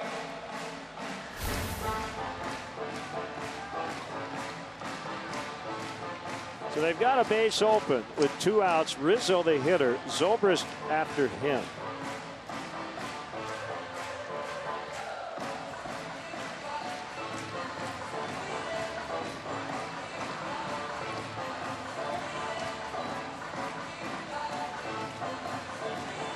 Well, I would think they would either just put Anthony on or pitch so carefully to him, see if he's willing to expand his zone and get himself out.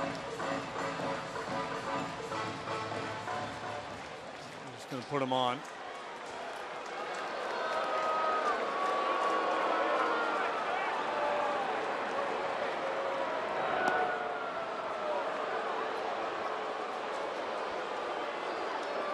And a lot of people are going to say, well, that's an easy decision with Rizzo up there. It's not an easy decision with Zobrist on deck and a pitcher who, at times has a hard time finding the strike zone.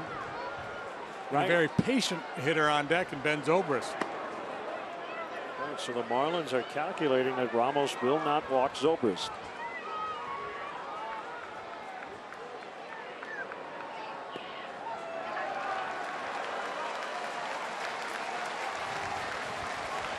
We talked about it last time with Ben. Normally very patient.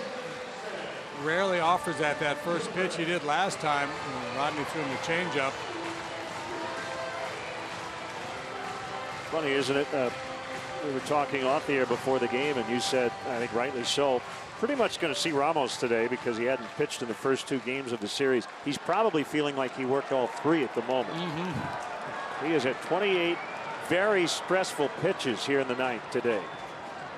Bases loaded, 2 outs, 1-run ball game.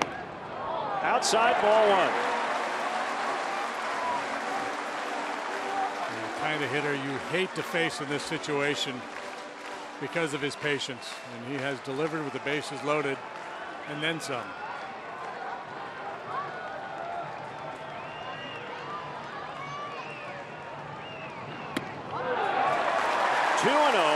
Awkward landing by Ramos, so after intentionally walking Rizzo, he immediately goes 2-0 with the bases loaded. High anxiety for A.J. Ramos.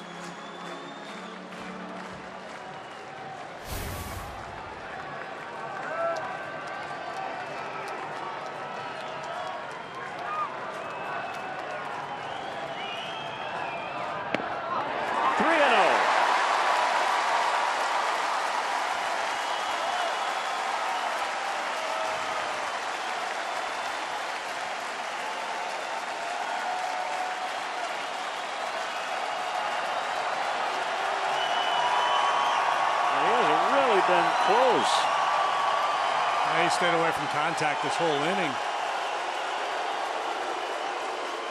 In my fantasy world, Ben drops a bat, puts his hands on his hips, and says, I dare you to throw 3 in a row in the strike zone. I bet you can't do it.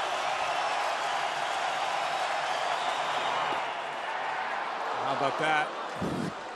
Trusting his slider more than his fastball to find the zone.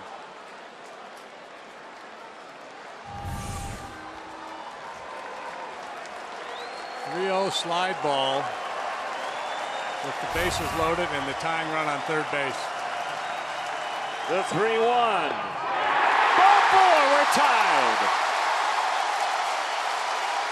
Ramos just barehanded knocked down the return throw from Mathis. Really upset.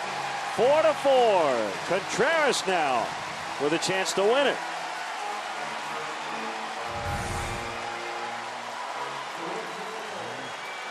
Again, just the perfect guy to have up there in that situation. He's not going to let the moment get the best of him. He's not going to expand the strike zone.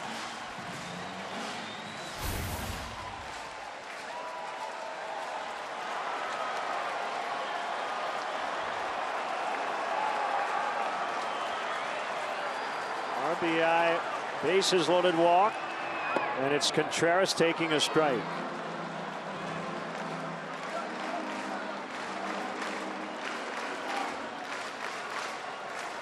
Well, you could argue he's walked 4 in the inning.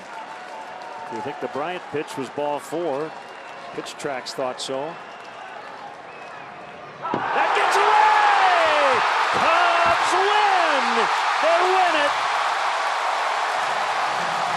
5-4, the final, and they engineer the sweep. What a comeback. Wild pitch was Cishek-like. It's becoming a trend. The Cubs just applying tremendous pressure here late in this ball game. They got to Rodney a little bit. They got to Ramos big time. What a way to finish the homestand.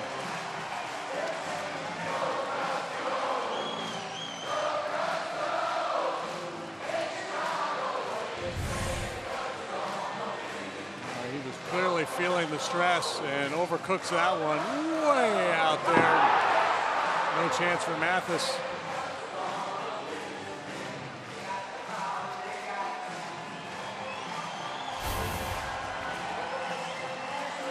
So the Cubs finish the homestand at 7-1. Let's send it down to Kelly Crow.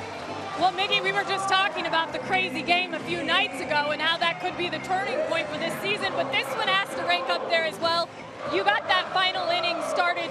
What were you looking for on that first pitch? Try to get a rally going, you know. Try to get on base some way, somehow. I faced that guy in the past, and he normally get ahead with a fastball first pitch, so I was like, you know what, get ready to hit the first pitch, because after that, you know, he just throws all kind of pitches. But, you know, I already told you when was the turning point. I think it was that game against Seattle, and, you know we can come back anytime, and we did today again. What was the chatter like between all the guys as this inning continued to build? I mean, it was we all pretty confident. Once we got the bases loaded with no outs, I mean, we were like, you know, I knew we were going to come back and tie the game, and then they got the 2 outs, and it was a great at-bat by Sobris. I mean, it was an outstanding at-bat. And, well, you can see the last pitch, he did it a favor for us. Okay, there haven't been too many of these games this season where you've had to come behind, but when you do, how much confidence is that building going into what you guys are hoping to, of course, do this postseason? Excuse me. It's big, you know, because it creates some momentum, you know, and obviously, like I said before, with Seattle, what we did with Seattle create some momentum, and we just keep it rolling. Awesome. All right, go enjoy that postseason celebration, the postseason celebration. How about just today's celebration, guys? It's been a hot one. I'm losing my mind down here. But the Cubs sweep the Marlins. How about that? Let's send it back to you. Kelly, thank you. Our Benny's Beverage Depot toast of the game. I mean, you were right. Steve Cishek, the game-tying wild pitch, and then this one really got away from Ramos today. Yeah, you know, and Mickey just said it. He jumped on that first pitch fastball, and I think that was the key to the whole inning, not just the fact that he reached, that the Montero jumped on that pitch. And from that point forward, Ramos he wanted no part of the strike zone. He threw very few strikes throughout the rest of that inning. Benny's is the official champagne provider of the Chicago Cubs. We're back with you late night, 8:30 for our pregame coverage on Friday from Oakland as the Cubs open up a 3-game set on CSN Plus, and more to come. Blue Cross Blue Shield Cubs postgame live is next. What a thriller. Final score, Cubs 5, Marlins 4.